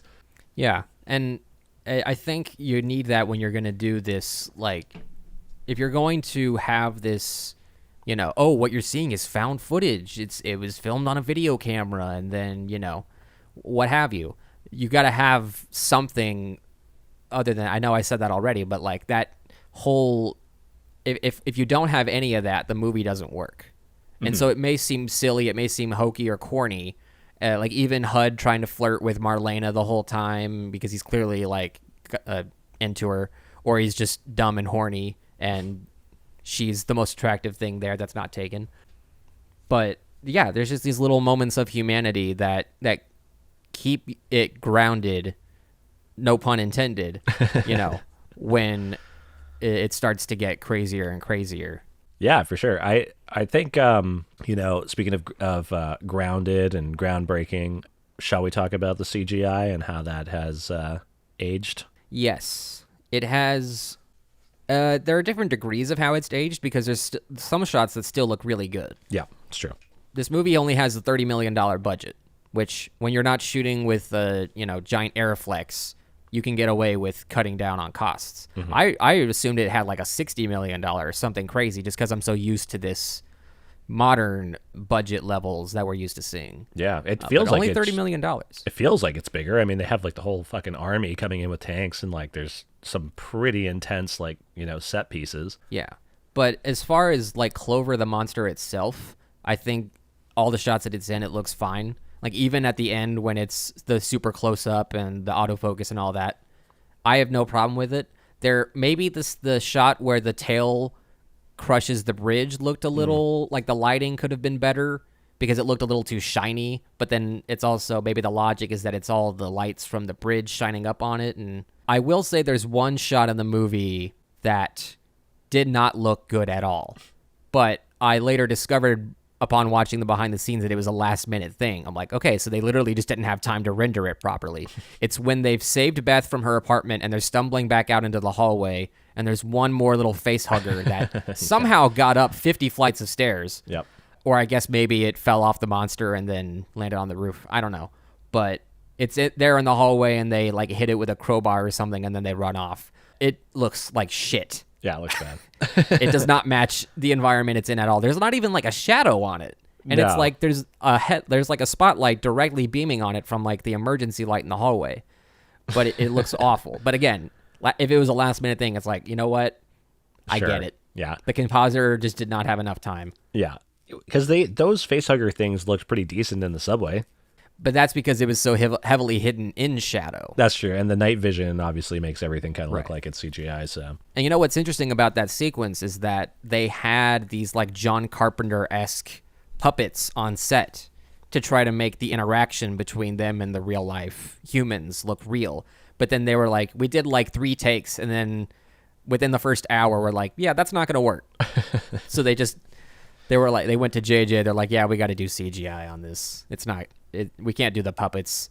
We really appreciate you guys for building them, but for what we're going for, it's not going to work. Which, speaking of, let me just point out real quick that all of the visual effects and like creature designs in this movie were done by Phil Tippett Studios. And do you know who Phil Tippett is, Jordan? no, I don't. Okay, he's one of the like original visual effects guys from Star Wars. Like when ILM first started, he was like one of the core team. He animated the walking of the AT-ST or like the AT-AT, the giant snow walkers in Empire Strikes Back. He did that by hand, frame by frame. Damn. And his thing was always like creature design and stop motion and that kind of stuff. I don't know if you've heard of the movie Mad God that came out like within the last year.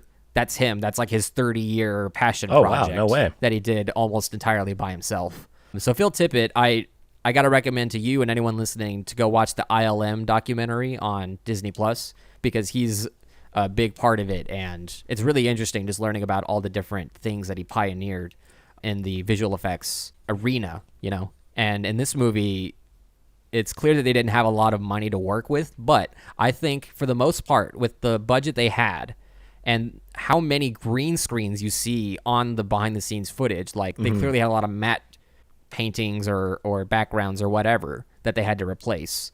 it looks really good for the most part. I think it's aged pretty decently, and I think the technique of doing the handheld allows you to get away with something's not looking as great because you're not constantly. It's not the camera's not still, and you're not able to focus on individual details for too long. Yeah, for sure. It definitely it makes the most of its limitations through that format because it's just. I think they said that in the behind the scenes. I didn't watch the whole behind the scenes thing. I watched about like maybe 10 minutes of it or something, but they were saying like they're effectively playing peekaboo with the monster, and I was like, Yes. That makes sense because it's like Clover. I looked this up. Clover the monster has 2 minutes and 37 seconds of screen time in this 82-minute movie, which is perfect. The fact that they didn't even want to do that last bit where they look directly up at the monster and he gets eaten initially, they just came up with that on set and then shot it. Oh, really? Really proves that they were trying to do like an 80s monster movie kind of thing where you don't see it until the ending whenever it's out in the open and there's a big show off or what have you. I think I would have personally preferred to not have that additional, like full on reveal of its face. Oh, it's and very pulsating. stupid.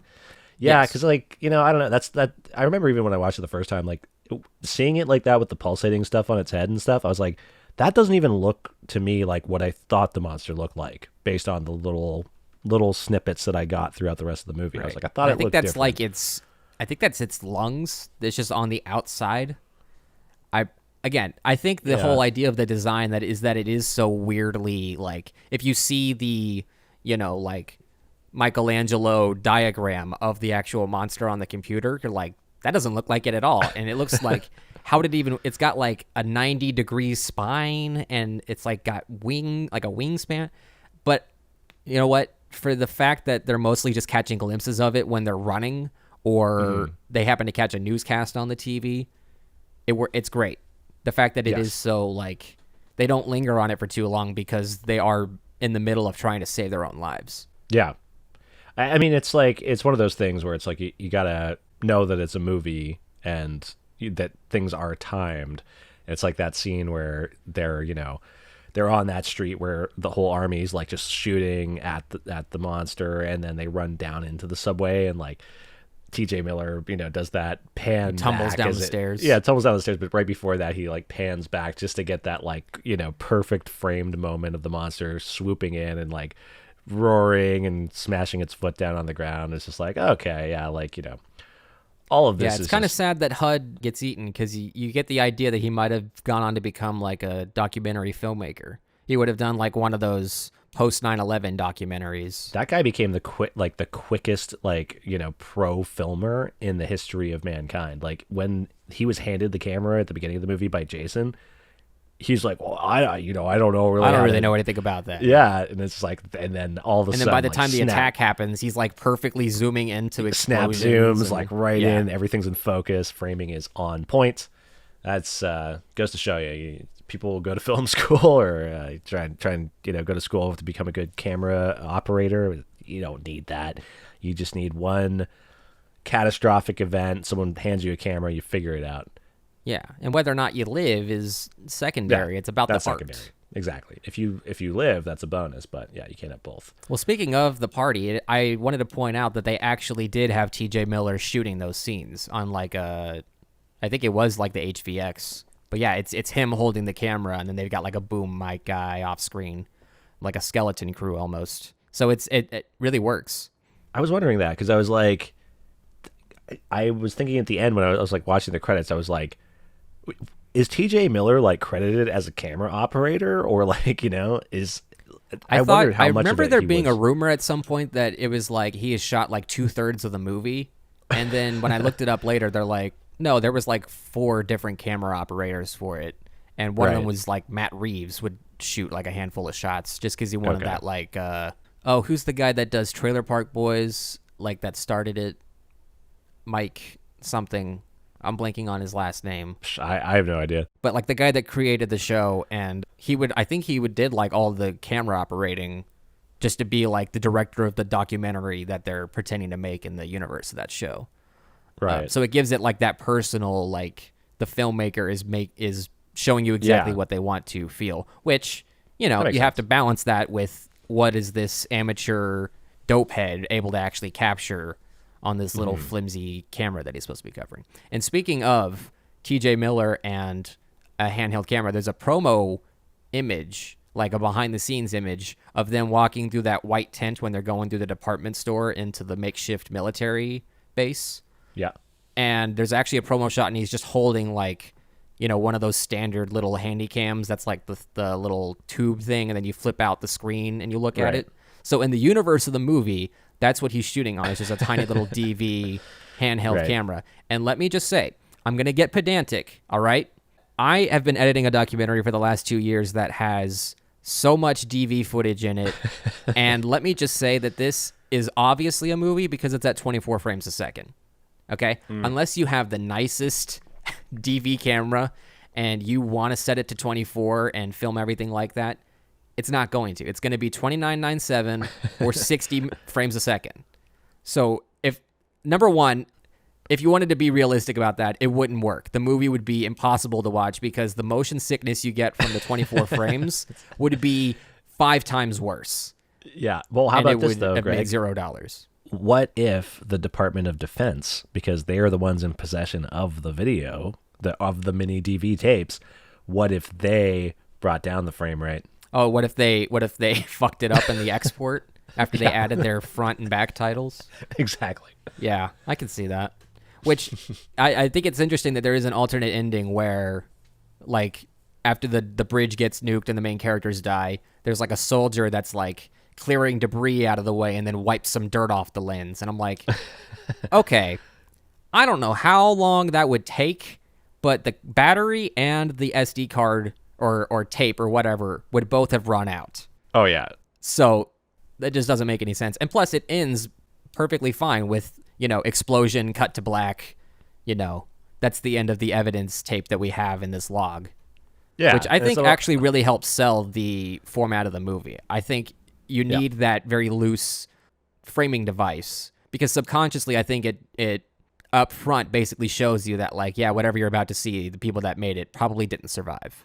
And it's a very bittersweet touch to have the video that was originally on the tape that got overridden through negligence, and then have that ending with the little teaser of the thing dropping into the water and Beth them on saying, Coney Island. Yeah, that's a good point that you bring up because I think that's actually one of the more interesting ways that this movie is edited is that, like, anytime that you can see that they stopped recording and then like scrubbed the tape to watch some footage or something, there's like little bits and pieces of like a day of the main character and his girlfriend, like just out on a date, like exploring New York City, that kind of stuff.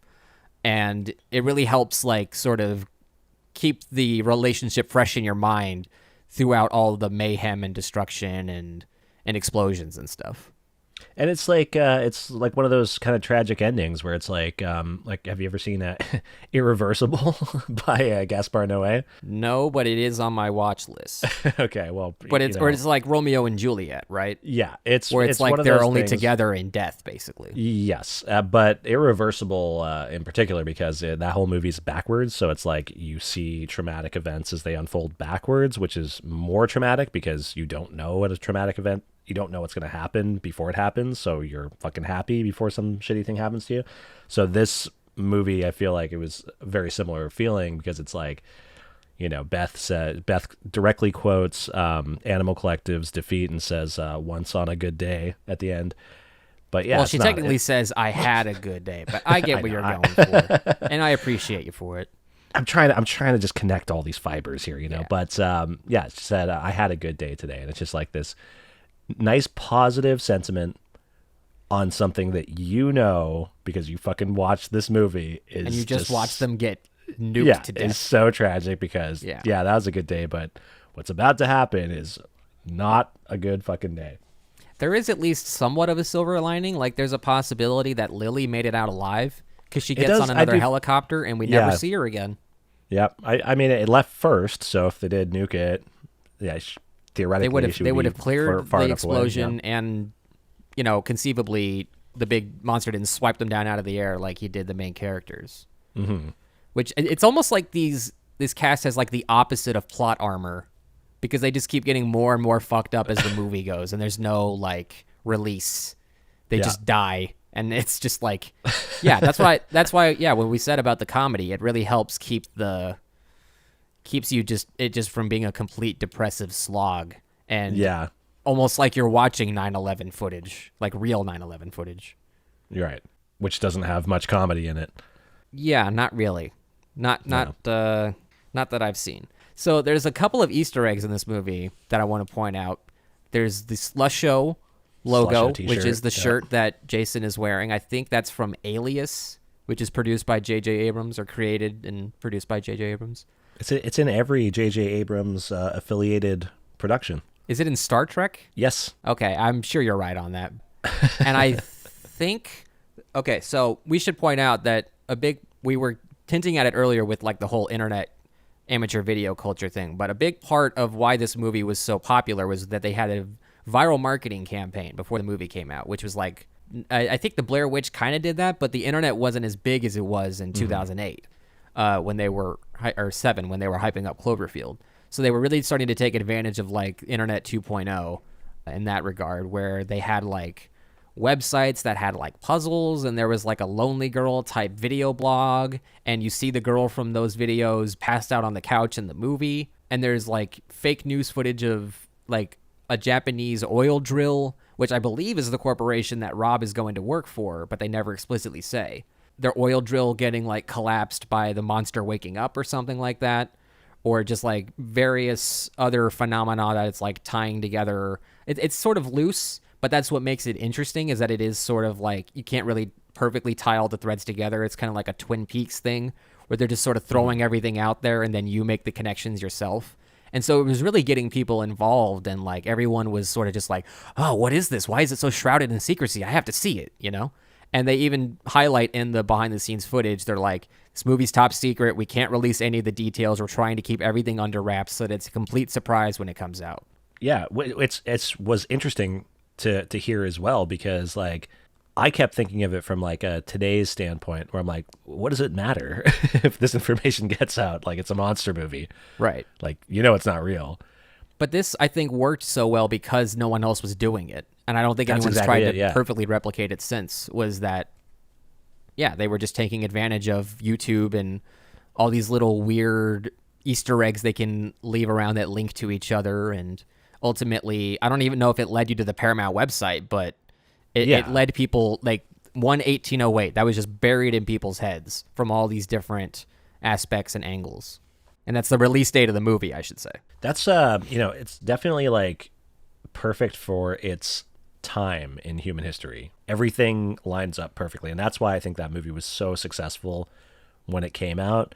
Because like I feel like I remember this, the viral marketing of it as well, but not that much. But I do remember like there was a lot of hype leading up to it, and everyone was like, "Whoa, what is this?" And it's, I don't know if you can do that anymore. I think like we've come so far with found footage movies, monster movies, and just movies in general, that it's just like, people, like, it's like the opposite now. Like, you need more information. Like, you notice like these days they have a mini trailer before the trailer in like on online trailers. The like 5-second, where it's like, Yeah. why? I mean, I understand why. It's for the pre-rolls in front of a YouTube video where they can play the first 5 seconds, then you hit skip, so that way you subconsciously are advertised, but you don't watch the full thing.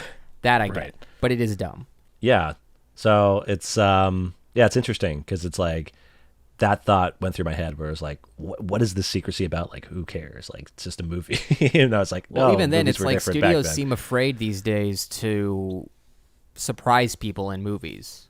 Unless Yeah. they have that goodwill. Like if you're on the 7th movie of a franchise and then you pull a big twist, people want to know exactly what they're getting into, or else they're gonna shit on it. And the last thing they want is some critic being like, I thought this was going to be one thing, then it was another 1 star, Right. Because they want that word of mouth. And if you're trying to build up this secrecy and this viral marketing thing, it helps that you just don't reveal anything, because then people can't say, oh, I thought it was going to be this, but then it wasn't. It's like, no, the teaser for the movie is just like a scene from the movie. And then they barely, like, they show they're at the party, they're on the roof, the explosion happens, they go out into the street, the Statue of Liberty head comes to a grinding halt, then they cut. And that's it. And I believe they actually shot that teaser on like what they really would have been shooting on in real life, which was like a prosumer little DV handheld camera. And then when it came time to, they pitched that to the executives, basically made it the teaser, and then they made the whole movie and they reshot that scene specifically. Although I think there is some specific footage from that teaser that is in the final product. They just like upscaled it and color graded it and stuff to make it match. Interesting. Yeah. So there's a lot of little cool stuff in this movie.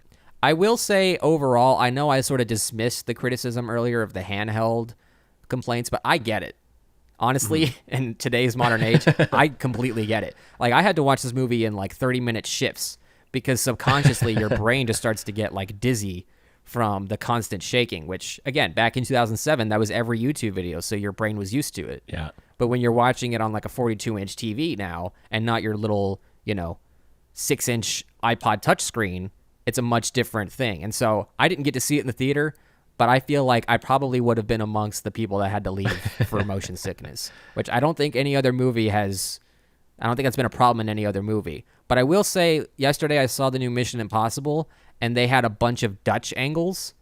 You know what I mean? And for people that don't know what that is, it's like when you take the camera and you tilt it at like 30 degrees or something, and it's supposed to make it like disorienting and unsettling. But they did it like every exposition scene. They did it at least like 2 or 3 times. And it got to the point where like every time they do it, you start subconsciously like tilting your neck to this peculiar angle so that it's level with your vision.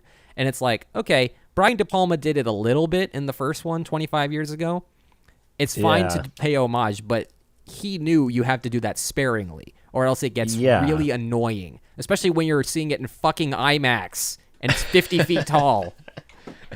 It doesn't feel like the right kind of movie for that. Like, that's more of a horror movie, like, choice. Yeah, but even then, it's like if you're delivering some horrifying news or it's like a really intense moment, again, it can work, but you can't do it all the time. You have to do it, like, a handful of times. And it has to be like, people will be like, oh, did you see that one shot that was, like, tilted? That was pretty cool how they did that. And then you can drop your tidbits about film history or whatever. But it was constantly happening. So the point is, our expectations have changed for what movies are. Like, even if you shoot a movie on an iPhone, you've got this little like shoulder mount rig or maybe like a Steadicam or a gimbal or something that smooths it out and makes it look not like you're shooting it on a flimsy little thing where you can sit there and shake it and make someone throw up when it's projected to the size of a. That's a good point. Because even like TikTok videos and stuff like that, like they have that stabilizer where it like it focuses on someone's head if they're doing the dance or whatever. I don't like so that. It's like I never liked that effect. It looks awful, but like it's like the complete opposite of like, like it's just like the background is wobbly, but the focal point is 100% stable. So I can imagine a lot of like people that are into that would probably watch Cloverfield and just start barfing all over the floor. Yeah, I think another thing that helps not watching this in the theater is subtitles, because it actually has written in the subtitles, like when Beth's on the phone or when Jason's mom is on the phone, they actually put their dialogue in the subtitles, because the regular mix, it's mixed so lowly that you can just you can tell someone's talking, but you can't hear what they're saying. And so I think the subtitles actually helped sort of nail in the, like, A, it helps with exposition, and B, it helps with the emotional core of the moment of it, like we talked about earlier when he's telling his mom that her son is dead, his brother, and it's this really like gut-wrenching moment. I think it almost sort of benefits from being viewed as you would expect media to normally like this. Like, you don't normally go to the theater and see something that was shot on a handheld camera. You're used to watching it on your TV or your phone or your computer monitor. So I think scaling it down is one of the best things you can do for this movie, because then you don't have to rush to the toilet to vomit. I mean, I think that's really interesting too, because I didn't know that about the subtitles. I didn't watch it with subtitles last night. Oh, I'm a subtitle fiend. I watch everything. If it's got it, if it doesn't have it, I'm upset. Oh yeah. If I watch a piece of media that doesn't have closed captions but should, like, with the resources and money that went into it, I get angry on behalf of myself and people that are actually deaf. Fair enough. I'm the opposite. Like, if I can avoid subtitles, I will. And I'd say with my viewing experience of Cloverfield, I appreciated the fact that I couldn't hear those conversations that are happening when people step too far out of the range of like the handy cams field of sonic recording. Like that to me felt more real. And that's like, me being that like constantly observant of the logistics of filming on consumer grade, equipment. That's a good point. I should also, now that we're on the subject, point out this piece of trivia, which is Douglas Murray, one of the sound designers, worked with David Lynch on Twin Peaks, the show, and the movie Fire Walk with Me. Everyone knows I love Twin Peaks. But what I found interesting is I noticed when they're getting attacked by the face huggers that there is like a loose bit of droning score, which I know that the whole point of it is that it's diegetic, so the only music you hear is coming from a loudspeaker or something. But they were just using old drones to sort of highlight the intensity of the moment, which I guess you could sort of get away with when they're in a subway tunnel and they're screaming and you could just be hearing the sounds echoing up and down the tunnel. And so subconsciously it sort of builds into this like chaotic moment. Yeah, that's interesting. I didn't notice that score at all, so I think they did do a good job at kind of making it sound like it was some right. And it's more ambience than just like a melodic thing. Yeah. Although this movie does have a piece of score. It's during the credits. Right at the end. Yes. Yeah. And it's written by Michael Giacchino, who does like the Star Trek J.J. Abrams. He's basically J.J. Abrams' composer anytime he works on something. He did like for the 3 through 5, he did a number of the Mission Impossible original scores. So he's a really great composer. And I really like the ending tune. I listened to it like over and over when I was super into this movie as a kid because it was just like this little... It feels like it's hidden even though it's in the movie, but no one really pays attention to it. And it's this nice little composition. They got like a woman doing like opera vocals, and there's all these like crashings of cymbals and horns and strings, and it's this big cacophony that sort of conveys the anxious energy of the movie, but at the same time is just sort of just like, hey, the movie's over, pick up your shit and put it in the trash can so we don't have to. Yeah. No, it is a good score. And it's like famously they do have a like an OST in air quotes is what I'm doing right now for the movie that's just called Rob's Party Mix or something like that. Which is just good. The songs that played at the party. That's before Guardians of the Galaxy did awesome. Yeah. So that's true. I appreciate that they went through that extra effort. Yeah, it's funny too because like it's a pretty eclectic mix. Like they got like Rat-Tat-Tat on there. They got Bright Eyes. They got Of Montreal. It's like I don't remember hearing a Bright Eyes song. Hey man, they're in Brooklyn in 2007 New York. They're listening to some Surprised there wasn't an Animal Collective song on there. Well, they saved that for Project X. Don't worry, we did get an Animal Collective song in a found footage movie 5 years later or 4 or whatever.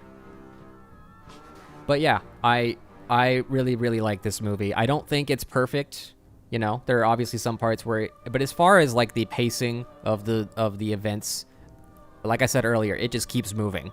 And you're surprised that it's as far into the movie as it is whenever you hit pause or whatever, because there really aren't any, sort of slow moments. I think you can make an argument that the front bit takes a little too long to get into the action, but I think as we were saying earlier, it justifies sort of having that chunk at the beginning because you are setting up these characters and their dynamics because you're going to be following them along for the ride the rest of the movie, shouting in your ear and screaming, Rob! Rob! Rob!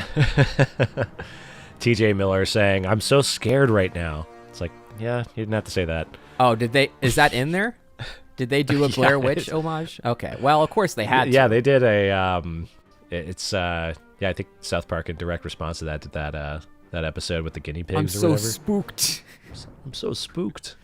Yeah, that's, there was a couple of, I forget where exactly it was, but yeah, there was like 2 moments where TJ Miller says that. He's, I'm so scared right now. I was like, yeah, you don't have to say that.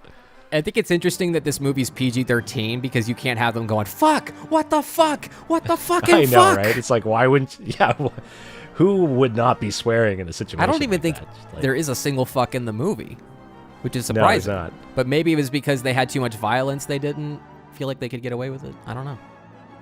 Well, I get it. They wanted to make sure this movie was seen by as many people as possible, so... I think if you've got the opportunity to say it one time, you might as well. They're 13. They can hear the word fuck once or twice if you're the social Should be network. like right when TJ Miller looks up and sees the right at the Oh, end, yeah. just before he dies. He just Fuck. goes, fuck. Fuck me. You know what? Still a more dignified T.J. Miller death than Transformers 4. Talk about a horror movie moment. Oh my God. Look up that clip of T.J. Miller's death in Transformers. What was the subtitle for that one? I don't even fucking remember. They're indistinguishable at this point. But it's like he gets melted by some sort of like alien metal goop, and then his skin just melts off his skeleton, and it's like, oh my God. Like, it's so graphic PG-13 for too, isn't it? a PG-13. Yeah. Jesus Christ. That's what I wanted in Cloverfield. Have him inside the belly of the beast with the camera rolling as he's getting digested. If we get the true sequel like they've been hinting at in the last year or two, maybe we'll get some more info on that group of friends and that fateful DV tape that captured all their demises, except for Lily. Yeah. But you know what? As much as I praise this movie, I can't give it as much kudos as I do the Asylum's knockoff Monster, because, you know, obviously you don't need to spend $30 million to make a handheld horror movie. You only need $30,000. So they're fucking up. You just need a handheld video camera. Yeah. And you just need to run through a cave in the woods and nowhere that actually requires a lot of money to shoot. And you don't need to build a fake bridge on a green screen set and then go to the Brooklyn Bridge and film a bunch of plates that you can then match up later to make it look like you're actually, which I thought was really cool. The fact that they got like all those elements of people just like getting flying up in the air, being propelled by wires, and then pasting that into the, because it looks great in the final movie. You would never know that they filmed most of it on a green screen, or maybe it was like a combination where like they were able to get all of the non-CGI stuff that the characters do on the actual location, and then if there was something that included VFX. I don't know. That's the magic of filmmaking, and that's what is so intriguing about this movie, is that it has that sort of like veneer to it, where even when they show you how they do it, there is still a little bit of magic to the whole thing, and a little bit of mystery is what I guess I was trying to say. I agree. I honestly, like, that little bit of the behind the scenes that I did watch, seeing the green screen elements, that was like something that I was not even at all aware of. Right, because a lot of it is just like, oh, we need some building to be fucked up in the background, but we're not going to interact with it. Mm-hmm. And it's that basic. And you don't even think about it because you're so immersed in this environment that they've built virtually. Totally. Yeah, it's a good movie. It's not without flaws, but it's not for everyone. That's for sure. Yeah. For its time, I think it was perfect, and I think you hit the nail on the head there with it being like the rise of YouTube videos and these like home videos and especially like, you know, traumatic, like catastrophic event videos like 9/11 being captured by consumer grade cameras. But I think like, this was also, there's no denying, like, perfectly inspired a generation that was growing up with YouTube to like, do you know how many fucking Cloverfield parodies there were in 2008 and 9? So many. Like, I would literally just sit there, type in Cloverfield parody, and just scroll down the list, and I would spend my afternoon doing that. Because it was like, you could tell that these people were just like, oh, well, I've got a video camera, I can do that, you know? I can walk around the streets of Dallas and just make a bunch of jokes and, you know, upload it and do it for $0. And it's essentially, any parody you do, I think there is a sort of reverence for the source material, for the most part, unless you're SNL and you're just going to sit there and shit on Trump because Trump bad. But, you know, just contractually have to do it in that case. Whether or not you liked or hated the movie, it inspired you to go make a thing. And ultimately, I think that's, any filmmaker can be happy if that's the result that comes from all their hard work. For sure. And I think it's like, you know, it's like, when did Paranormal Activity come out? Was that around the same time? It was the year. Oh, that's interesting, actually, because I think it was like making the indie film circuit in like, I think it was completed in 2007. And then in 2008, they were doing like film festivals. And then Spielberg got a hold of it, and they did the big national release in 2009. So basically around the same time. But that was like, this had its big moment, and then it was like a number of months before Paranormal Activity was getting all that traction. Right. But I get what you're getting at, where there is that sort of through line where like this was the age of, you know, home movie cameras, and the fact that they can sort of capture the horrifying things of life that we might not be looking for. Like, the perfect example is when they're in the tunnel and they turn on the night vision and the fucking face huggers are on the ceiling right there behind it, but they can't see it because they're in complete darkness. Yeah. That's like perfect. That perfectly describes what this movie is right there. Yeah. That's a fantastic sequence. Yeah, lots of really cool stuff in this movie. I think my original opinion of Cloverfield was quite high. I would still say I do think favorably towards this film, but I do think a number of the characters are irritating to me. I think like what's Lizzie Kaplan's character Marlena called again? Marlena, yeah. I think she's the most like normal person like in the movie, where it's like I'm not like being like no one would say that or act this way, or God, that person's so irritating. I think Like, I even think TJ she's a bit Miller- of an audience surrogate though, because she does have like this Yeah. sort of ironic detachment from everything until like the shit starts hitting the fan when she's like bitten by the face hugger and all that. That's true. And she's not like connected directly to anyone really. I guess she's Lily's friend, but yeah, I guess you're right. That is more of like the outsider, like witnessing what's happening there.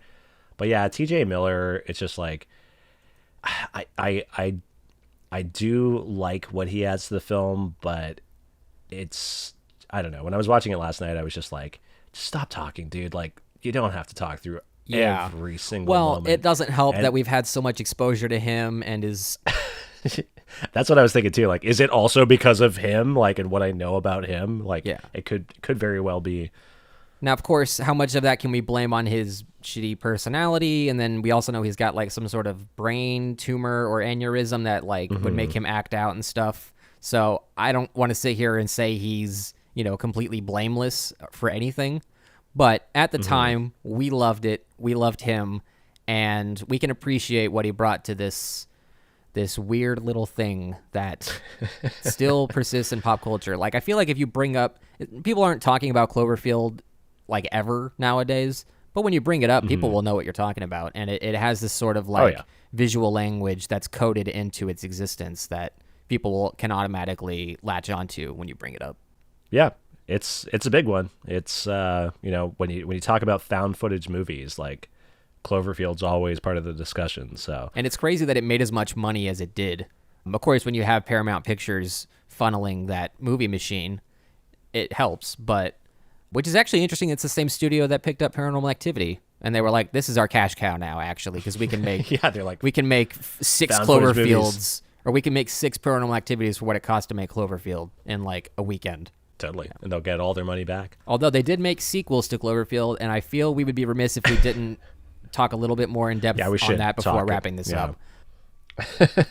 So, I mean, there's not too much to say outside of the fact that like 10 Cloverfield Lane is amazing and Cloverfield Paradox sucks. well, let me give a little context then, because I feel like they were trying to go for a similar sort of thing, right? Where the Cloverfield teaser trailer premiered in front of Transformers in theaters, like summer 2007. They didn't even have a title on it. It was just the release date, I think. And like they had like a website and all that stuff, and that's what launched the viral marketing intrigue and all that stuff. So when it came time to do 10 Cloverfield Lane, they did not put pen to paper saying we're making Cloverfield 2. They said, "Hey, we're making this movie called The Cellar," or whatever it's called. And it's about it's about this crazy guy who's kidnapped this woman, and there's this other guy, and they're all in a basement, and supposedly the apocalypse is happening outside, but it's like a psychological thriller where we can't really tell. And it would have worked perfectly fine as its own movie. But J.J. Abrams, God damn it, got his hands on it. God damn. And for better or worse, he, gave it the money it needed to, and they slapped 10 Cloverfield Lane on it, and they reshot the last 15 minutes to where, spoilers for 10 Cloverfield Lane, Mary Elizabeth Winstead's character gets out of the shelter they're in, and she's like, "Oh, everything's fine." Oh no, wait, she gets attacked by an alien. And then it's like the ending of Evil Dead, the remake, but with an alien. And then she hears on the radio, "We're all in Manhattan and we're winning the fight." It's like, I don't know how that ties into Cloverfield because they fucking nuked the monster. But anyway. Yeah, they were losing the fight. It was one of those things where it's like, you know what, you can ignore all that. The movie around it is fine and good and will persist despite its dumbass title and appropriation to this weird... I guess they were trying to go for an anthology franchise, because how can you really make a sequel to a movie where all the characters die? I don't... Yeah.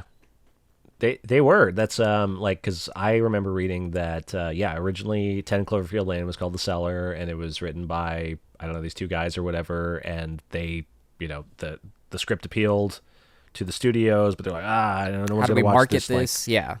Yeah, weird like chamber piece that's like, oh, well, what if we make it a Cloverfield movie? And then J.J. Abrams came on, and it was a similar thing for the Cloverfield Paradox, Yes. which was, I think, originally called the God Particle Yes. or something Which like is that. not a good movie. And that seemed almost No, like a it's desperate awful. thing to because they had like a $35 million budget or something like that. So like, we want to make Yeah. our money back somehow. How can we do that? Well, it worked for 10 Cloverfield Lane, and that movie cost like nothing to make. Mm-hmm. So, they did like the teaser trailer for 10 Cloverfield Lane in front of another Michael Bay movie, 13 Hours. Wow, go figure. But Michael Bay didn't make a movie in 2018, so what they decided to do instead was during the Super Bowl. Yes, that Super Yeah, I Bowl. forgot about that. The big game, as I'm legally supposed to call it. They aired like a 30-second thing in the middle of the game. It was like during halftime. It was like when a lot of eyes were on the screen, and basically said, hey, Yeah.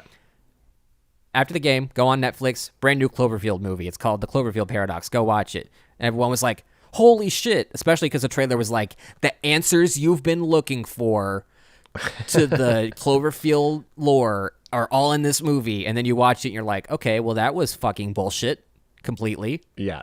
It almost has nothing to do with Cloverfield because it was a separate movie that had Right. like Cloverfield's shit tacked I'm onto assuming it, they went like- back and shot that whole subplot with the dad and the cellar with the little girl, and they show the Yeah, I Cloverfield think guy that's in the what happened. distance, and that's what they're hiding from the whole time. But they're completely disconnected from each other because that movie is about like they get sucked into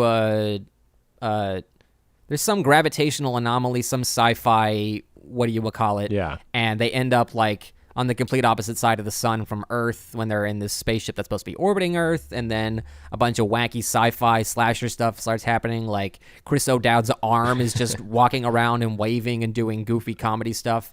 But then there's also like Yeah. straight up body horror stuff, like the lady who gets teleported into the ship, but she's like inside the cables of the... Yeah. and it's a crazy movie, and it's like conceptually I can see what they were going for, but in execution it really didn't work because it was ultimately too bland and too goofy to take seriously. And then the fact that it has all this Cloverfield stuff just pasted on top is even more frustrating, especially the last shot of the movie where she's escaping the self-destructing spaceship. She's getting back down to Earth. She's going to reunite with her husband. Everything's going to work out. And then there's a shot of the clouds. The shuttle goes down and disappears. There's about 10 seconds of nothing. And then out of the clouds pops a 5,000-foot tall Cloverfield monster, and it screams, and it's like, what? That's it? Yeah, well, that was their attempt to tie it into the first one because that's what was supposed to be the thing that drops into the water in the very last shot of the But original it's not. Cloverfield It's movie. a satellite that... Or, no, not. maybe you're right, actually. And there also isn't a Yeah, 5,000 and foot. Clover is like 300 feet Cloverfield tall. monster at that So point. maybe when it's a full-grown adult, it's Yeah. a mile tall. But even then, I hate everyone behind the decisions to no. do that. There was no reason. You could have just made it its own thing. Just throw it on Netflix anyway, and you might make some money. However the fuck that works. It just made it its own movie. It would have been. Yeah. It would have been just as You know the movie unsuccessful. Overlord? Yeah, that was supposed to be a Cloverfield movie as well. They at the last second were like, Yes. "Now this has enough legs of its own. We don't need to do all that." And plus, it's like, how do you shoehorn Cloverfield into the 40s and World War II? Yeah, Nazi zombies? No, I'm glad they didn't. Like, thank God that movie was pretty good for what it was. It did not need to have some Cloverfield monster erupt from the Nazi base, at Or the like end. you see a Like, baby no, thank you. Cloverfield in a pod somewhere. This is our Yeah, weapon. yeah, We are yep. going to beat the Americans. We have we call him Little Clover. But he never attacks in the movie. That's just a yeah, it's an Easter It's just in the egg. background. Yeah, So they're I talking could see about, J.J. Abrams is talking about, we're writing a script, we're working on developing a legit, true Cloverfield sequel. Like within the last year or two, like post-COVID, they've been talking about it. So maybe that'll happen. They said it's not going to be handheld shot. It's going to be, standard cinematography like you're used to seeing, which, again, I'm fine with because I think Right. you can, if you expand on the lore and the details of it, you can get away with it. I don't think it always works. Like when, the series Record from Spain, I believe it is. It's like a sort of like a similar thing where there's these people in a building and it's all shot from like the perspective of like a news camera that's filming, that famously remade in the US as Quarantine, which is not a good movie because it's a shot for shot worse remake. But I recommend, if people like Cloverfield, go check out the Record movies, Rec 1 and Rec 2. Don't watch any of the ones that come after that because they're not good. The reason I bring it up is because the third one terrible. starts out found footage, and then at some point the camera gets destroyed and it switches to a regular narrative, and then it's just a shitty zombie movie for the next like hour and a half. So check out Cloverfield, check out Rec 1, Rec 2, and don't check out Veronica. That's what we got to say. Or wait 39 years and do it. But but do you think, Greg, that if they do make this sequel to Cloverfield, do you think that it matters anymore at this point? No, I think it'll be like a low budget for the fans thing, if anything. Like if you're gonna make Men in Black International, and that fucking bombs, like the interest can only go so deep. And I'm sure Cloverfield Paradox left a bad taste in the public's mouth in terms of the Cloverfield name. So if you're actually going to do like the Cloverfield Files and you've got army generals in a boardroom and it's like almost like an asylum movie, maybe you can get away with it, but there needs to be a little bit something else. There needs to be another thing to grasp onto for that to work as its own thing. Because otherwise you might as well just do like, a viral web series where there's like little 5-minute shorts and it's just like a little bit of like a expansion on the first movie, but you don't really do the full Nelson. So I don't know. I'm interested to see whatever happens, though. Yeah, I'm always intrigued to see how Hollywood pulls things off or fucks them up completely, because just the fact that so many people can produce, like, work hard and then produce the biggest piece of shit ever continues to fascinate me, especially when it's a franchise like Indiana Jones that's been going for 40 years and you put $300 million behind it and then no one goes to see it because who fucking cares anymore? It's not Star Wars. Yeah. But it's also just that's the whole giant bucket of bad decisions that we can talk about. But I'll watch this new Cloverfield movie, yeah. But I think it's just one of those things, just like the Blair Witch and the sequels that followed it. Some of these things are best. Oh my left God, as if just they did a one-offs. Blair Witch 2, but in the Cloverfield universe, how? I don't even know how they would do that. Like, would it be some guy in a basement with a cork board and his, yarn and thumbtacks and like his conspiracy board? Or I think there's a lot of directions you could take it, though, because the first one is so basic. So if you're going to expand on it, I think there's a lot of angles you can come at it from. It's just a, process of elimination to find the best one. I guess, but also I still stand firm in that, you know what, you had something that was like, sensational at the time.